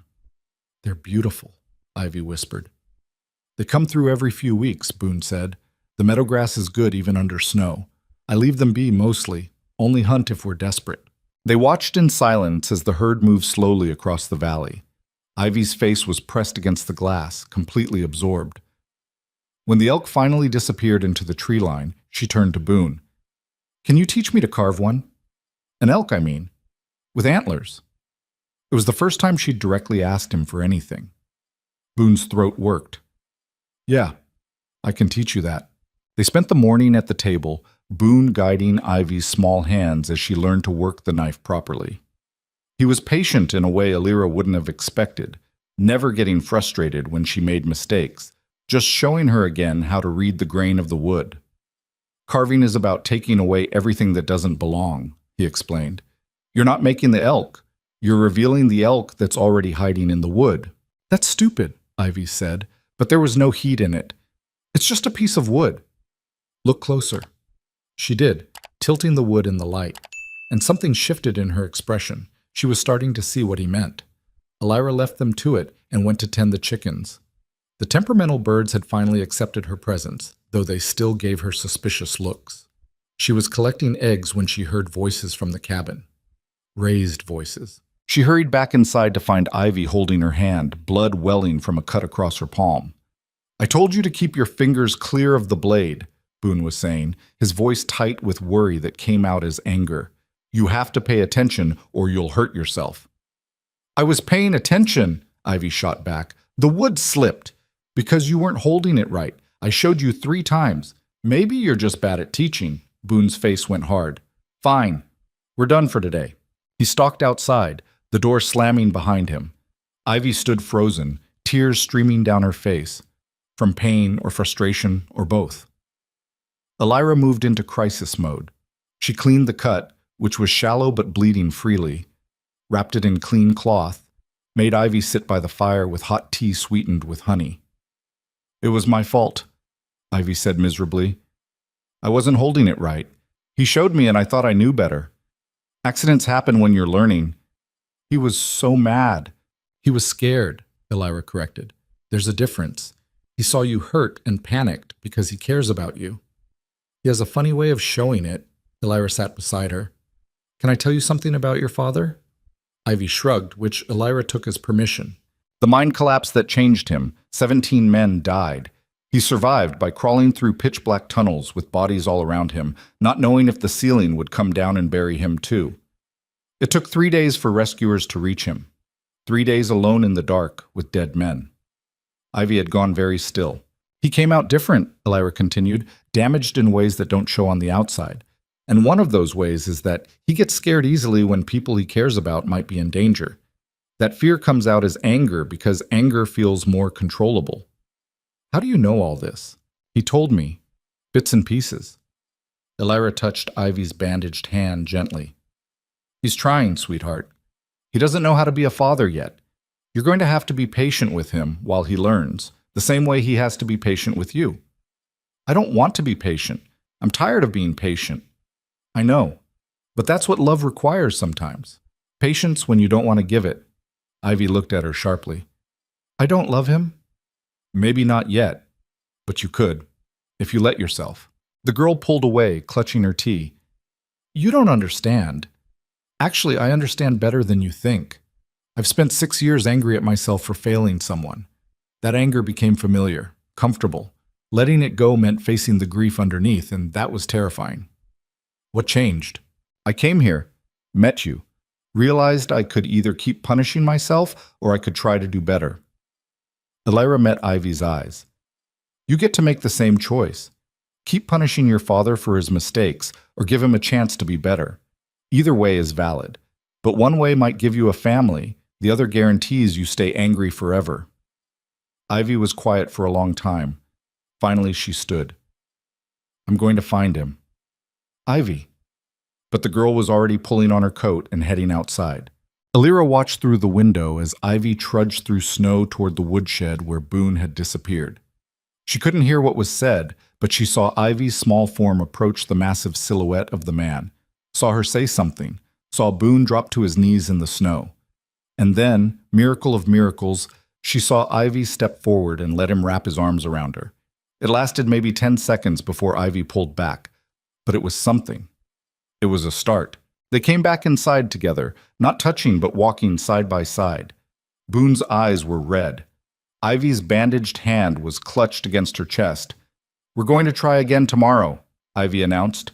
"The carving, but slower this time." "Slower," Boone agreed, his voice hoarse, "and I'll get you a safety glove." Should have done that from the start. That night, for the first time, Ivy didn't have a nightmare. Small victories. The days began to blur together in a rhythm that felt almost normal.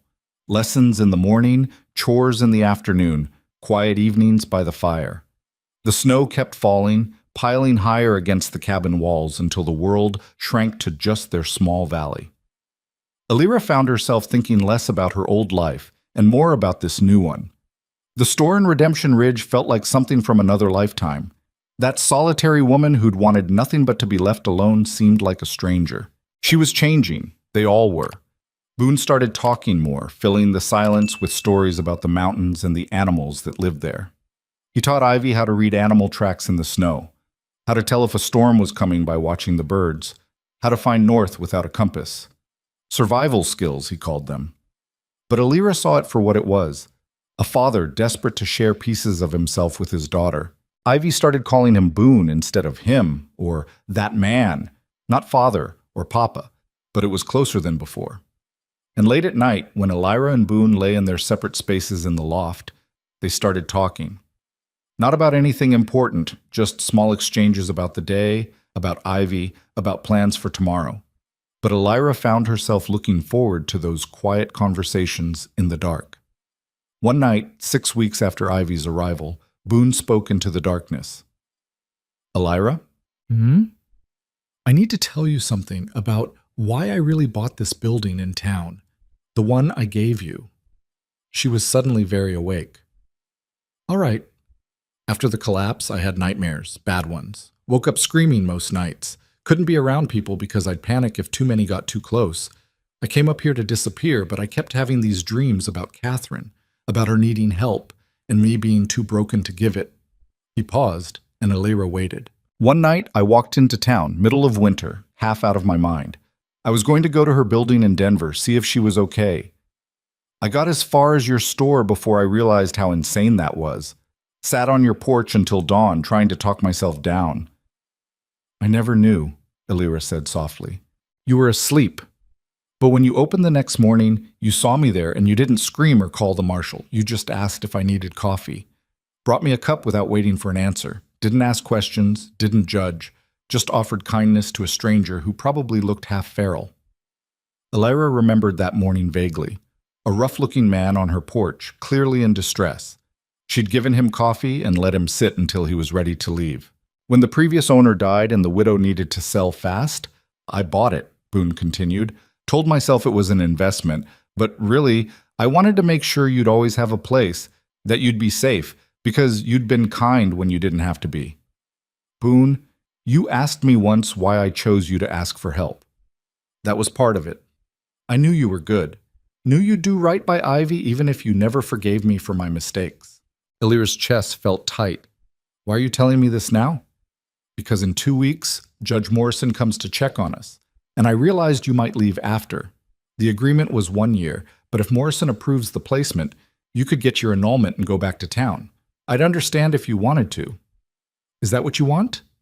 Silence. "Then, no. But what I want doesn't matter. You signed up to help a child, not to spend your life trapped in the mountains with a broken man." "You're not broken," Alira said fiercely. "You're healing. There's a difference." "Alira, I'm not leaving, Boone. Not after 2 weeks, not after 6 months. Not until Ivy is settled and safe and doesn't need me anymore.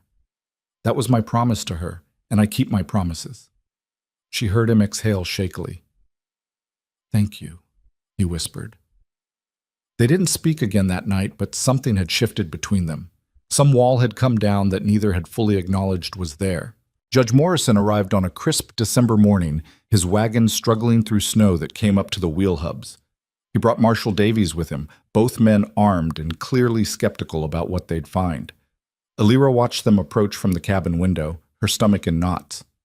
This was it. The moment that would determine everything. Boone stood beside her, his jaw set with tension. Ivy was in her room, having been told to stay there until called. Morrison knocked and Boone opened the door. "Judge, Marshal, welcome." The two men stepped inside, and Elira saw them take in the cabin with sharp, assessing eyes. The neat interior, the fire crackling warmly, the books on shelves, the smell of fresh bread. "Mrs. Mercer," Morrison said with a nod. It still felt strange being called that. "Judge Morrison, would you like coffee?" "That would be fine, thank you." They all sat at the table, Morrison and Davies on one side, Elira and Boone on the other, like a trial. Morrison pulled out official-looking papers.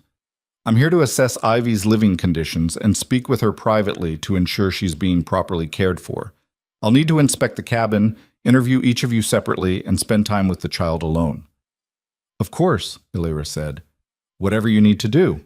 Morrison's eyes were sharp. "I'll be frank with you both. I had serious reservations about this arrangement.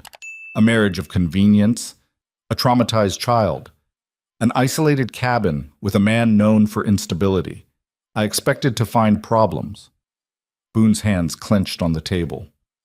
"But," Morrison continued, "I'm also fair, so I'll make my assessment based on what I see today, not on my assumptions. Understood?" They both nodded. Morrison spent the next hour inspecting everything. The bedroom Ivy slept in with its carved animals and well-stocked bookshelf, the root cellar full of preserved food, the barn with healthy animals, the smokehouse with curing meat. He asked questions. How often did Ivy eat? What were her lessons like? Did she seem happy? Was there any evidence of mistreatment? Elira answered honestly. Ivy ate 3 meals a day. Her lessons covered reading, arithmetic, history, and nature study. She seemed to be adjusting as well as could be expected given her grief. There was no mistreatment, just 2 adults trying their best with a hurting child. Finally, Morrison asked to speak with Ivy alone. Elira went to get her. The girl had been reading on her bed, the fairy tale book open beside her. "The judge wants to talk to you," Elira said gently. "Remember, be honest. Tell him exactly how you feel. Don't worry about protecting us." Ivy nodded, her face pale, but determined. They waited outside in the cold while Morrison spoke with Ivy. 15 minutes felt like hours. Davies stood guard, clearly ready to intervene if needed. Boone paced like a caged animal. "Stop," Elira said. "You're making yourself crazy. If he takes her, he won't. Ivy will tell him the truth. That's all we can ask for." But her own heart was hammering. Finally, the cabin door opened. Morrison stepped out, Ivy behind him. The judge's face was unreadable. "Mr. and Mrs. Mercer," he said formally, "I've completed my assessment." This was it. Morrison looked at Boone directly. "When you first came to me with this arrangement, I thought you were either desperate or delusional, probably both. I didn't think a marriage thrown together in a day could provide real stability for a child." Boone's jaw clenched. "I was wrong." The words hung in the cold air. "That child in there," Morrison continued, "is grieving her mother. That's not going to change anytime soon, but she's also fed, warm, educated, and clearly cared for. She told me about her lessons with Mrs. Mercer, about learning to carve with you, about the elk in the meadow, and the chickens that try to peck her when she collects eggs." He paused, looking between them. "She also told me you're all still learning how to be a family, that it's awkward sometimes and hard, that she's still angry about the past." Morrison's expression softened slightly. "But when I asked if she felt safe here, she said yes. When I asked if she wanted to stay, she said yes. And when I asked if she thought you were trying your best, she said yes." Elira felt tears prick her eyes. "So I'm approving this placement," Morrison said. "Full custody to Boone Mercer with Elira Mercer as legal guardian in the event of his death or incapacity. I'll return in 6 months for another check, but barring any significant problems, I don't anticipate removing Ivy from your care." Boone made a sound that might have been a sob or a laugh or both. "Thank you," Elira managed. "Thank you so much." Morrison handed them the official papers. "Don't make me regret this. The child has been through enough." "We won't," Boone said hoarsely. "I swear we won't." Morrison and Davies left, their wagon disappearing down the mountain road. Elira, Boone, and Ivy stood in the yard watching them go. When the wagon was out of sight, Ivy turned to them. "I told him the truth," she said, "that I'm still sad about Mama, that I'm still mad at you sometimes." She looked at Boone. "But also that you're trying, that you both are, and that maybe Maybe that's enough for now. Boone dropped to his knees in the snow, eye level with his daughter. I will spend the rest of my life trying to be worthy of that, he said. I promise. Ivy studied him for a long moment. Then she reached out and touched his scarred hand. Mama used to say promises are easy to make but hard to keep.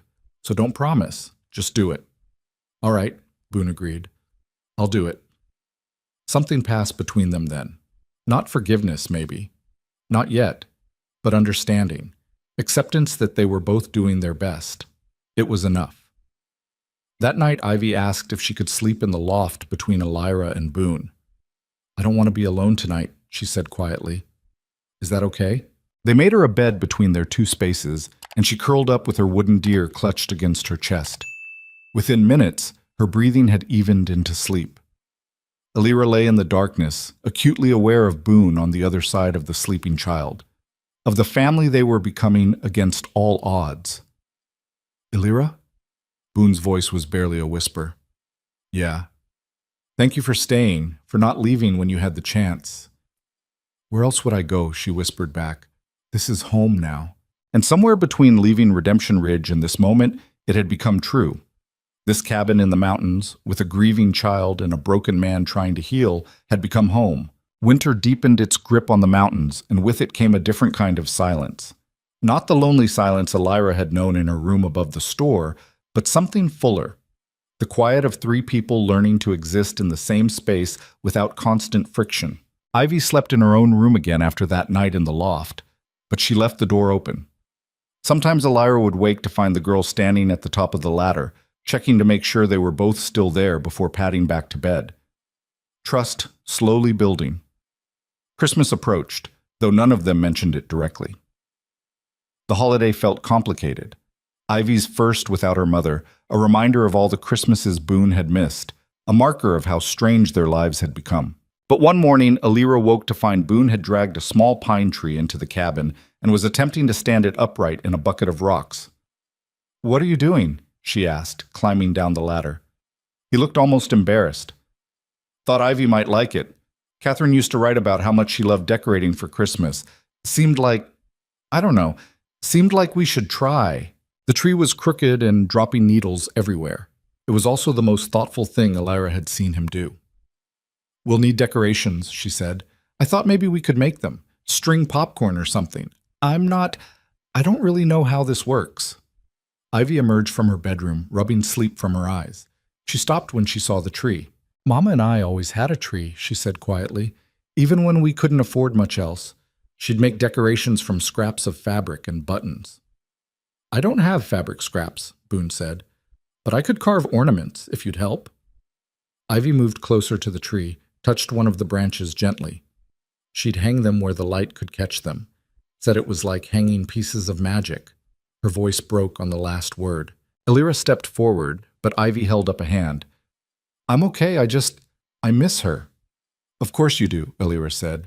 You always will. But that doesn't mean we can't make new traditions too. We can honor what you had with your mother and still create something here. Ivy looked between them, her young face grave with the weight of decisions no child should have to make. Then she nodded. Okay, but we do it right. Mama had rules about Christmas trees. So they spent the next 3 days transforming the crooked pine into something Catherine Walsh would have recognized. Boone carved delicate ornaments, stars and snowflakes and tiny birds with spread wings. Ivy directed their placement with the authority of someone who'd learned from a master. Elira strung popcorn and cranberries, her fingers cramping from the work, but her heart lighter than it had been in years. On Christmas Eve, they sat by the fireplace with the tree glowing in the lamplight, and Ivy told them about Christmases past, her mother's apple cake. The year they couldn't afford presents, so Catherine had drawn a portrait of Ivy instead, capturing her daughter's gap-toothed smile in careful pencil strokes. I still have it, Ivy said. In my bag. It's one of the only pictures of me she made. Can I see it? Boone asked carefully. Ivy hesitated, then retrieved the drawing from her room. She handed it to her father with visible reluctance, as if afraid he'd damaged this precious thing. Boone studied the portrait with an expression that made Elira's throat tight. His thumb traced the edge of the paper. Catherine's hand had drawn these lines, had captured their daughter in this moment. She was talented, he said hoarsely. I'd forgotten how good she was at drawing. She drew you once, Ivy said. Showed it to me before she got really sick. Said she wanted me to know what you looked like when you smiled. Boone's hands trembled. What happened to it? She made me burn it. Ivy's voice was matter of fact, but Elira heard the pain underneath. Said she didn't want to die looking at the face of someone who'd left her, but she cried when we did it. I remember that. The confession hung in the air like smoke. Boone carefully handed the portrait back to Ivy. I'm sorry, he said, for all of it, for making her cry, for not being there, for… I know, Ivy interrupted. You've said sorry a lot. Mama used to say sorry doesn't fix things, only actions do. She was right. They sat in silence, watching the fire. Then Ivy spoke again, softer. She also said everyone deserves a chance to be better. The people aren't defined by their worst mistakes if they work hard enough to change. Boone looked at his daughter with naked hope. Did she say that about me? Near the end, when the fever was bad and she thought I couldn't hear, she told the doctor she hoped you'd found peace, that she forgave you. A sound escaped Boone that was half sob, half breath. He stood abruptly and walked outside, the cold rushing in before the door slammed shut. Ivy flinched. Should I not have told him? She asked Elira. No, sweetheart. He needed to hear it. Sometimes the kindest truths are the ones that hurt most. Why did he leave? Because he's crying and he doesn't want you to see. Men sometimes think they have to be strong all the time, even when being strong means breaking alone. Ivy absorbed this, then stood with determination. That's stupid. Mama cried in front of me all the time. It didn't make her weak. She pulled on her coat and followed Boone outside before Elira could stop her. Through the window, Elira watched the small figure approach the large one. Boone was sitting on the porch steps, shoulders shaking. Ivy sat beside him without a word. For a long moment, neither moved. Then Ivy leaned against her father's side. Just slightly, just enough. And Boone's arm came around her shoulders, tentative and gentle, like he was holding something infinitely precious that might shatter if he gripped too tight. They sat like that until the cold drove them back inside, and when they returned, neither mentioned what had passed between them. But something had shifted. Some invisible barrier had cracked. Christmas morning brought fresh snow and a quiet joy that felt fragile but real. They had no grand presents. Elira had knitted Ivy a scarf in secret, Boone had carved her a larger animal to add to her collection, and Ivy had drawn portraits of them both with careful, serious concentration. Elira's portrait showed her by the window with a book, lamplight catching in her hair. It was surprisingly good for a 7-year-old. Boone showed him by the fire, carving, his face softer than it ever looked in real life. This is how I see you, Ivy explained when Boone stared at his portrait in wonder. When you're working and you think no one's watching, you look less sad. I am less sad, Boone said, because you're here. It was the most direct declaration of love he'd given her, and Ivy's eyes went wide.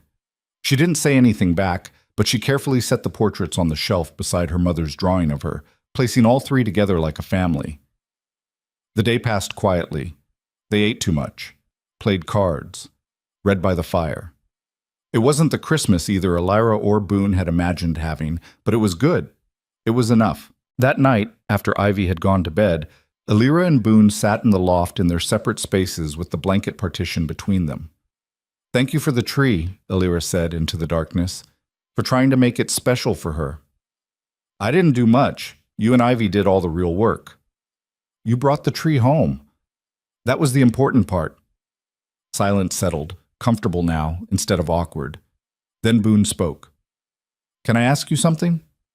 Of course. The child you mentioned, Clara, what happened to her family after? Elira closed her eyes against the memories. Her father was arrested. Apparently neighbors had called authorities before, but nothing had been done. After Clara died, they finally investigated properly. He went to prison. And you blamed yourself. I saw the signs. I suspected. But I waited for more proof instead of acting, and she died waiting for someone to save her. You were one person trying to do the right thing in an impossible situation, Boone said gently. You can't carry all that weight alone. says the man who's been carrying guilt for 7 years. That's different. I made a choice I knew was wrong.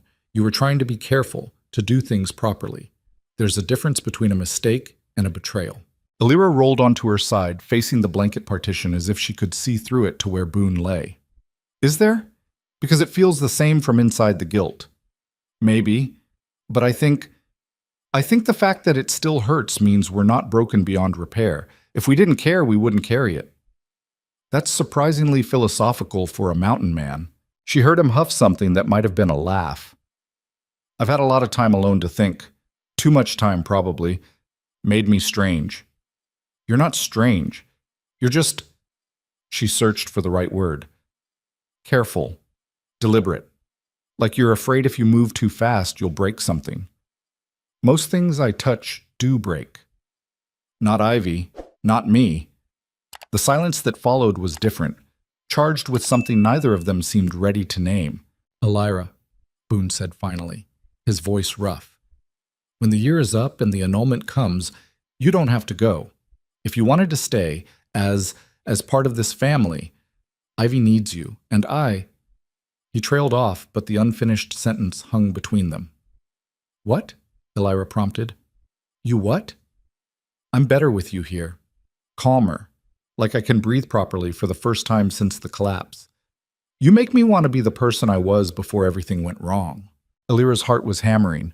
Boone, you don't have to say anything. I just wanted you to know that you're not just helping with Ivy. You're helping me too. She didn't know how to respond to that. Didn't know how to articulate the complicated tangle of feelings she'd been carefully not examining. So she said the only true thing she could.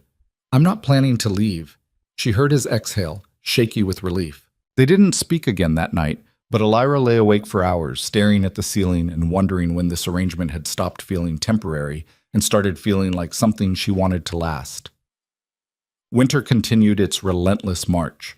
The snow piled higher, the temperatures dropped lower, and the three of them settled into patterns that felt increasingly permanent. Ivy's nightmares came less frequently. She laughed more easily, started calling Boone Papa when she thought Alira wasn't listening, though she still used Boone to his face. Small steps, progress measured in inches rather than miles, but not everything was smooth. One afternoon in late January, Ivy and Boone had their worst fight yet.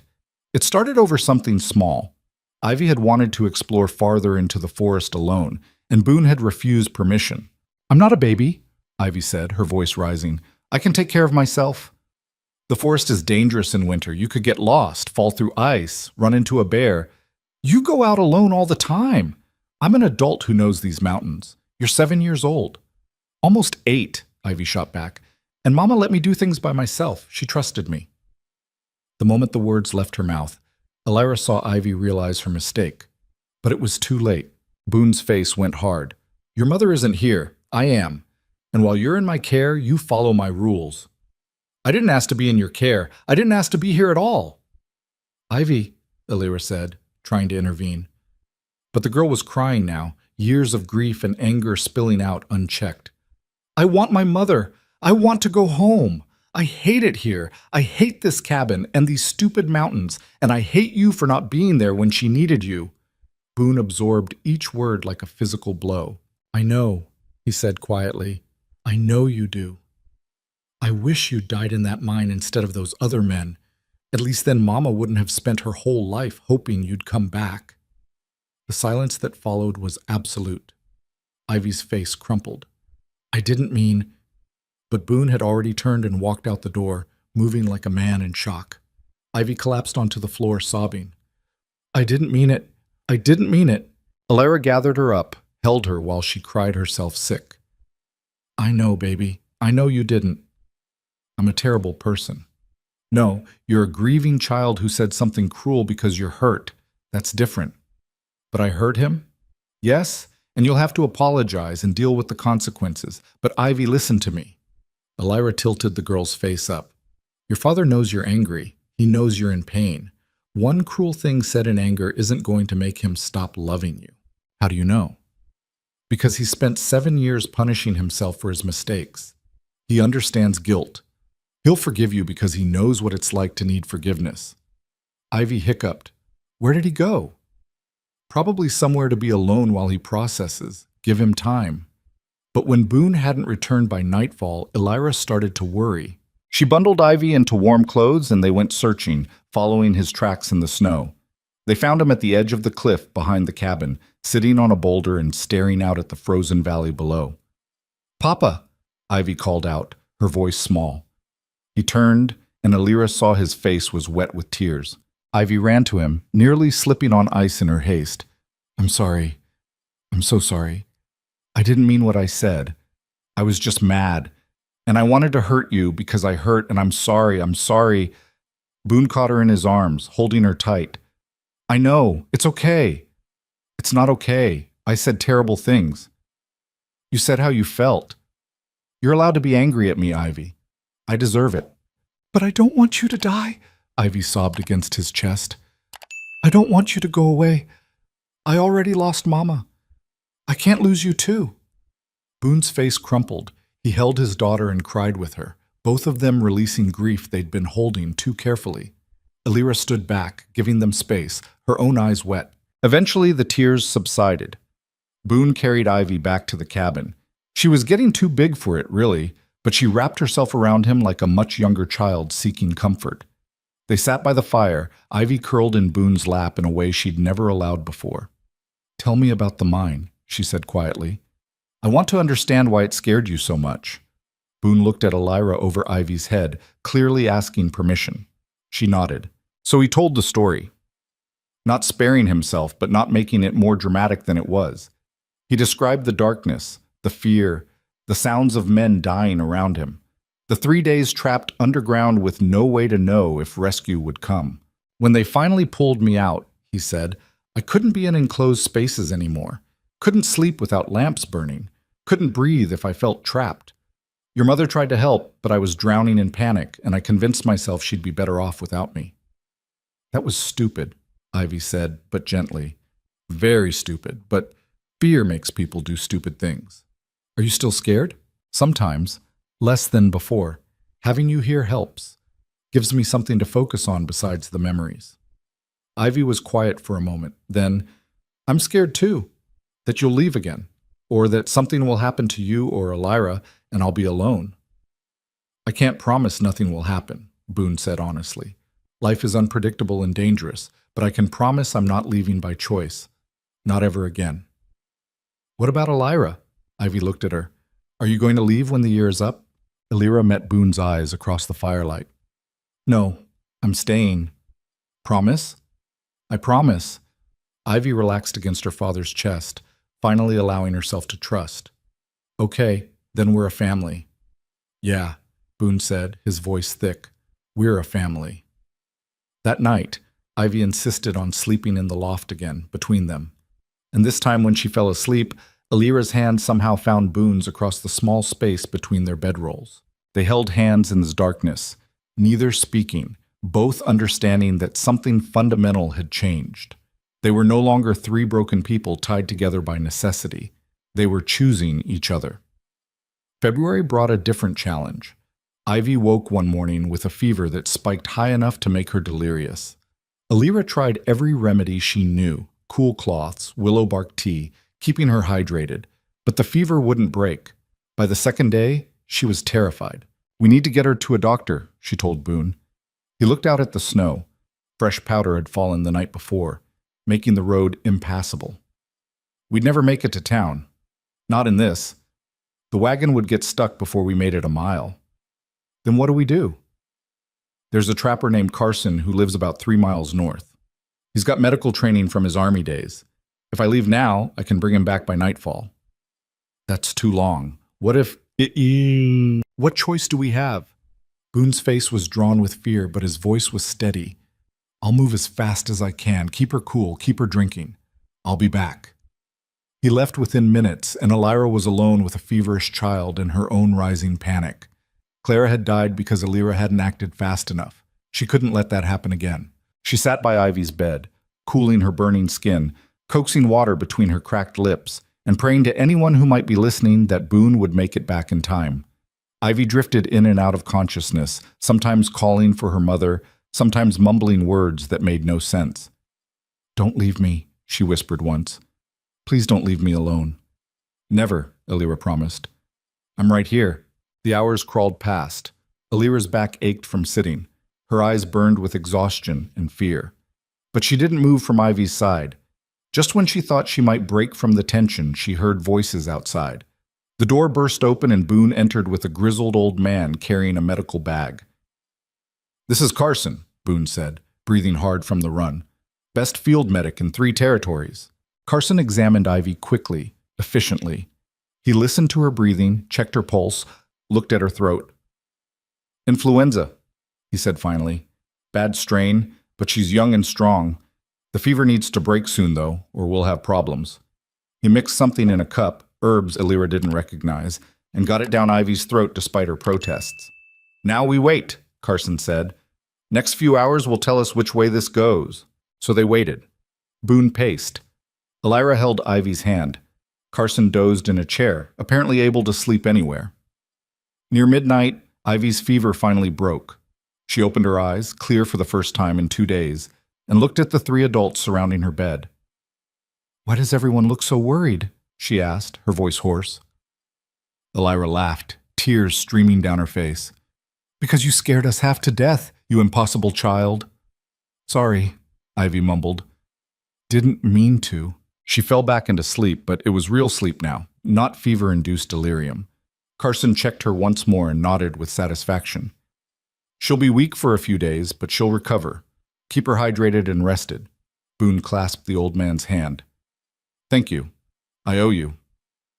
You helped me dig out from that avalanche 2 winters back. We're even. Carson headed for the door, then paused. You've got a good family here, Mercer. Don't take it for granted.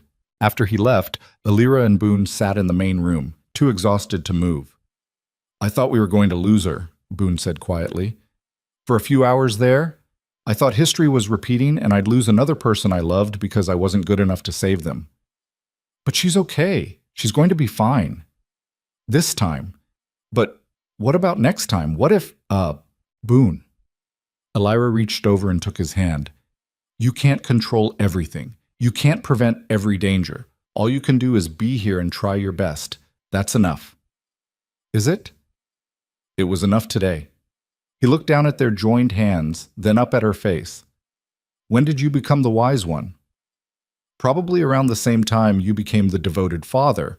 We're both learning as we go. He smiled, tired but genuine.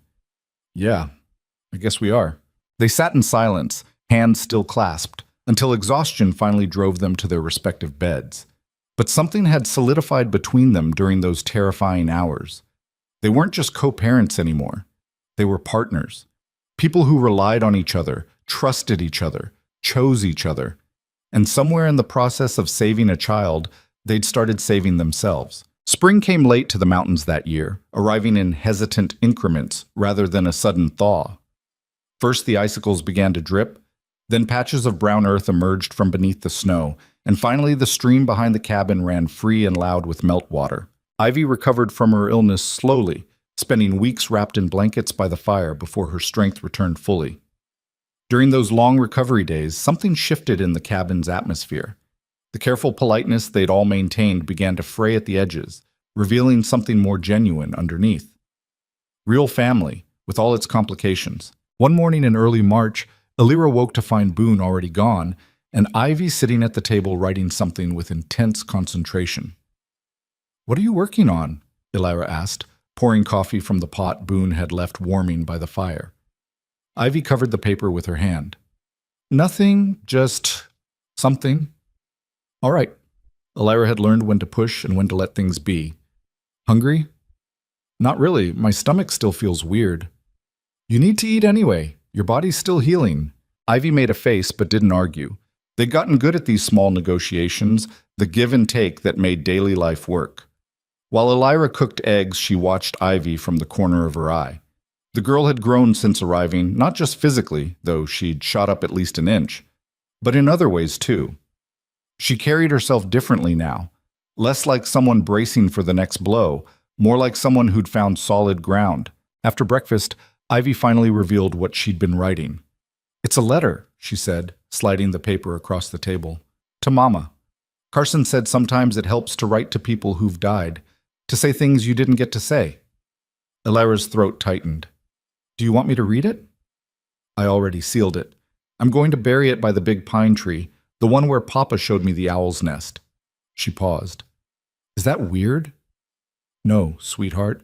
It's not weird at all. They walked to the tree together, Ivy carrying her letter in a small wooden box Boone had carved. She placed the letter inside, closed the lid carefully, and dug a hole in the half-frozen earth with her bare hands.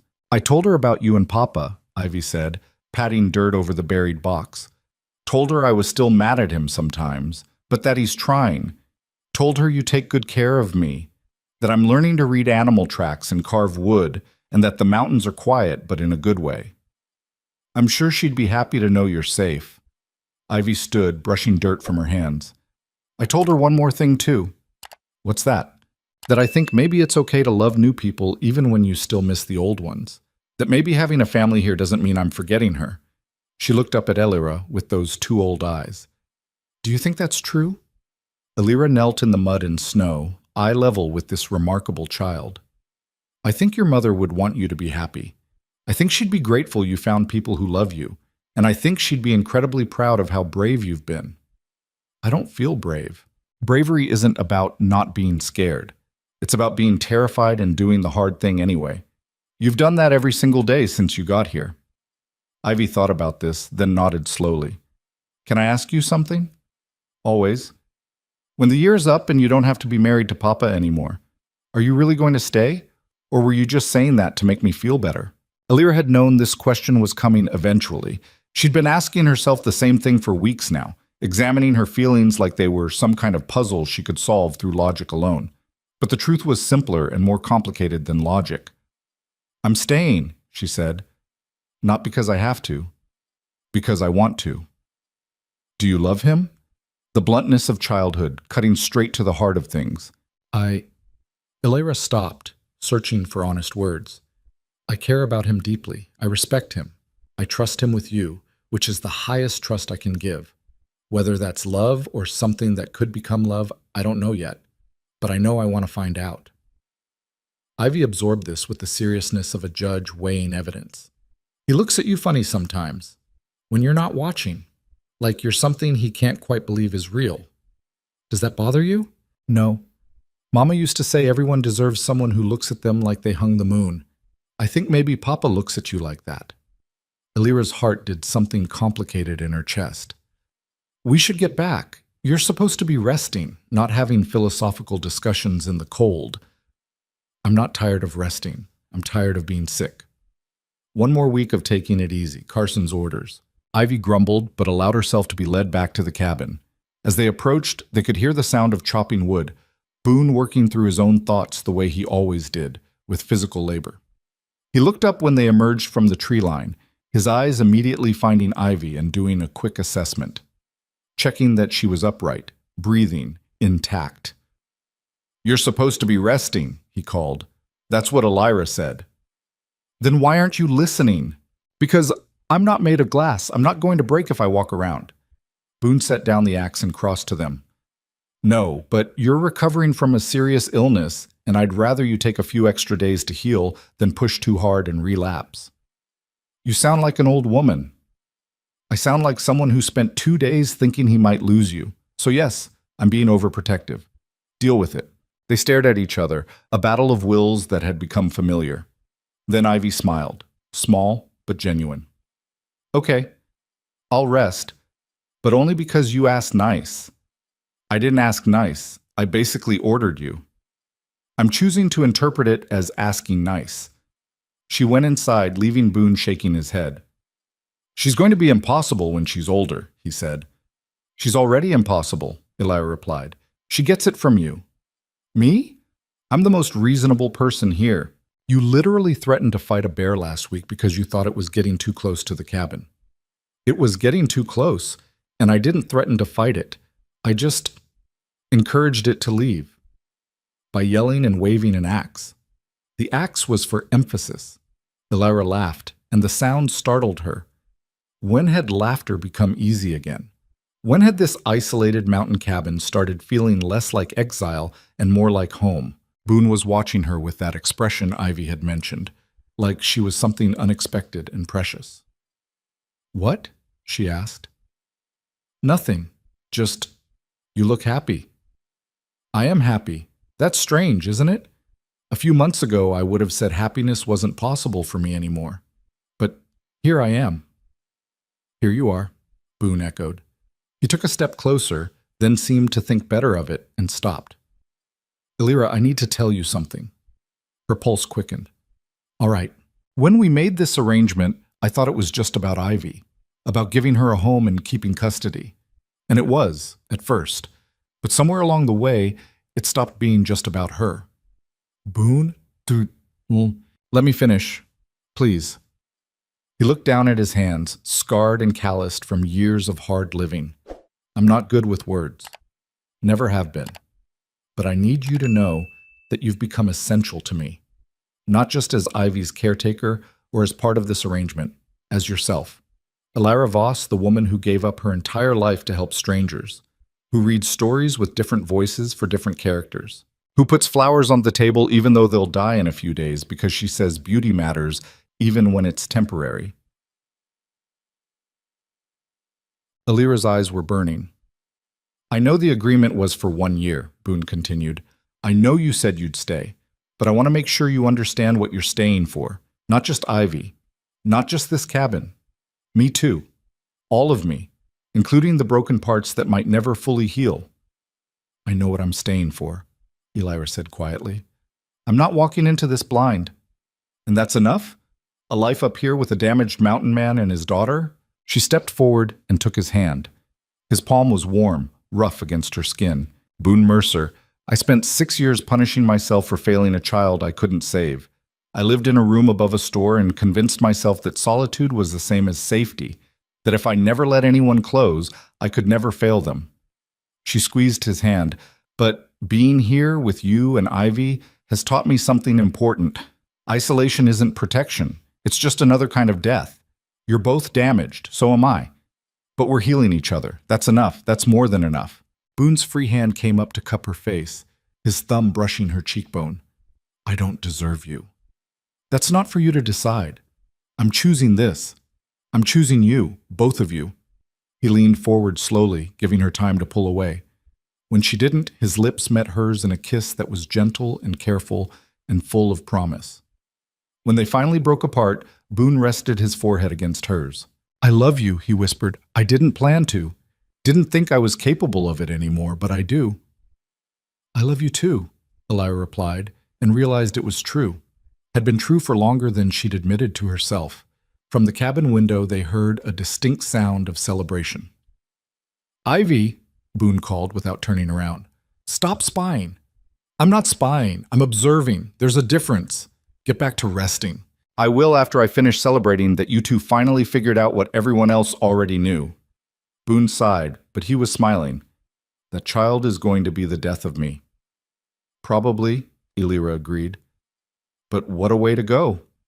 They walked back to the cabin hand in hand, and when they entered, Ivy was sitting innocently by the fire with a book. "I have no idea what you're talking about," she said without looking up. "I've been reading this entire time." "Your book is upside down," Elira pointed out.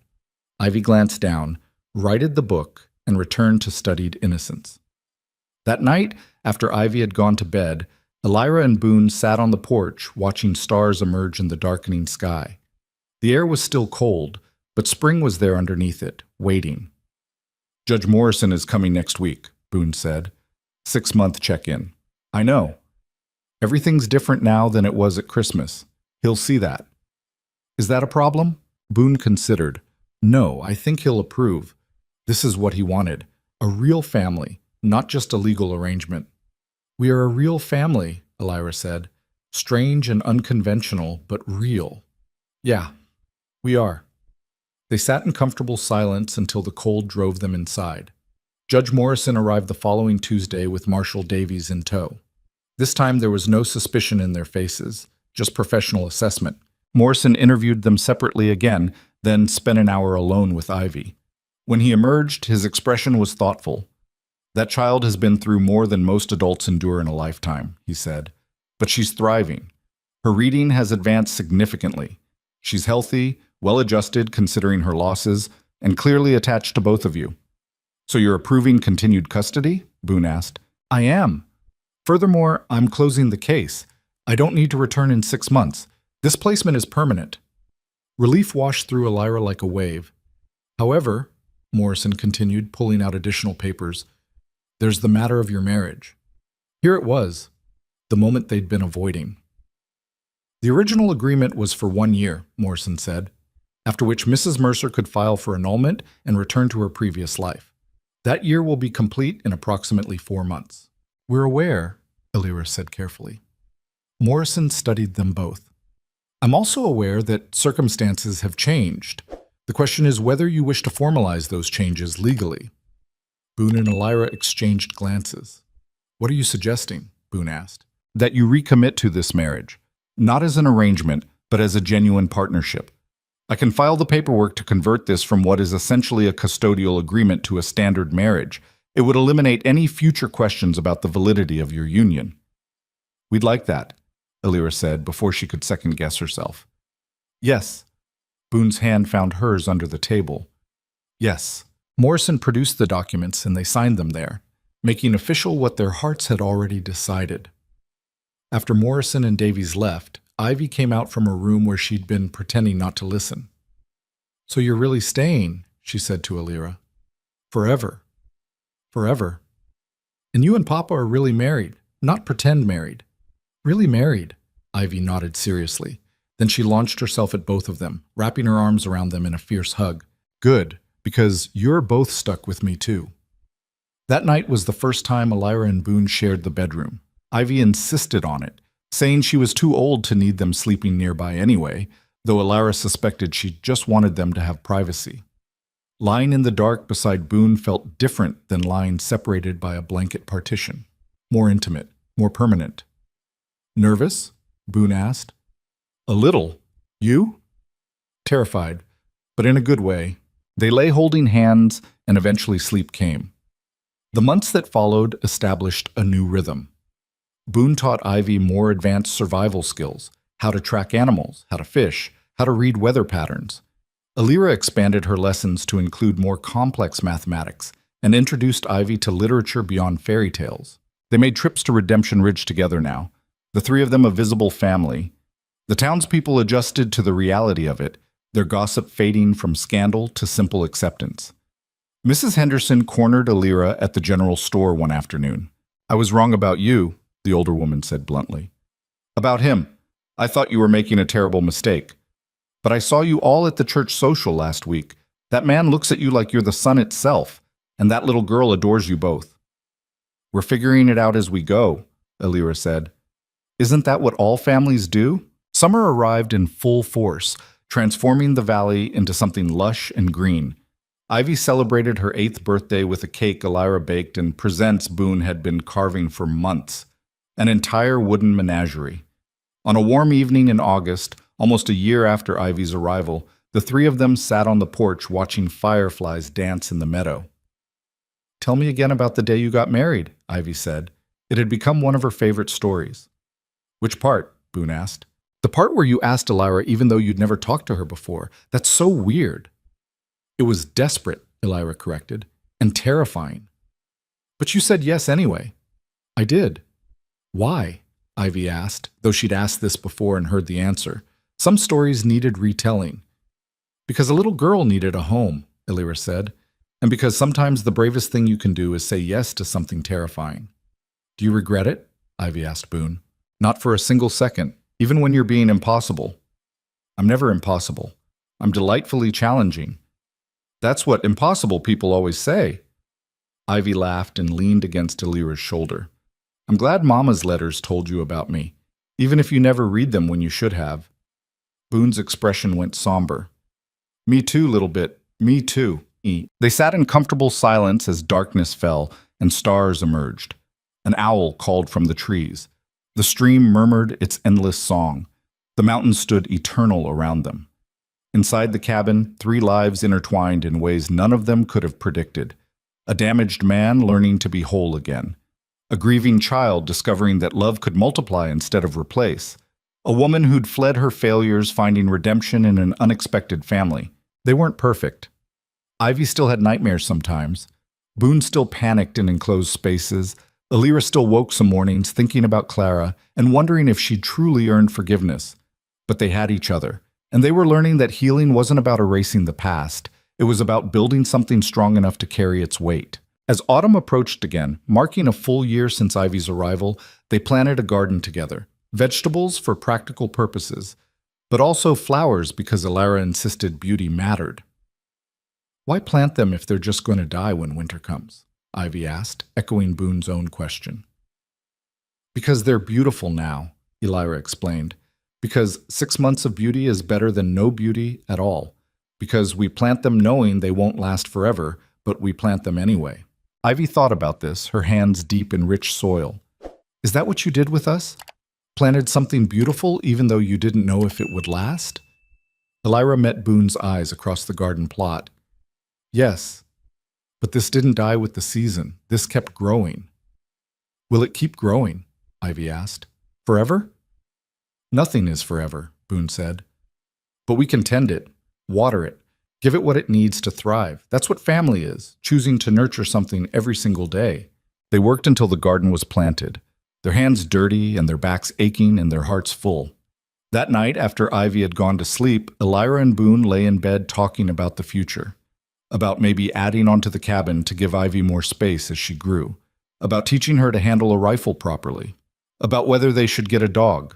Normal things. Future things. The kind of plans people make when they believe in tomorrow. Thank you, Boone said into the darkness. For what? For giving me a second chance.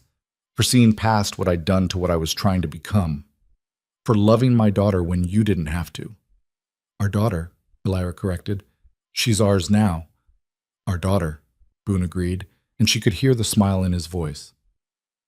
They fell asleep holding each other, and for the first time in longer than either could remember, neither had nightmares. In the years that followed, they would face challenges, harsh winters and illness and the normal struggles of raising a strong-willed child.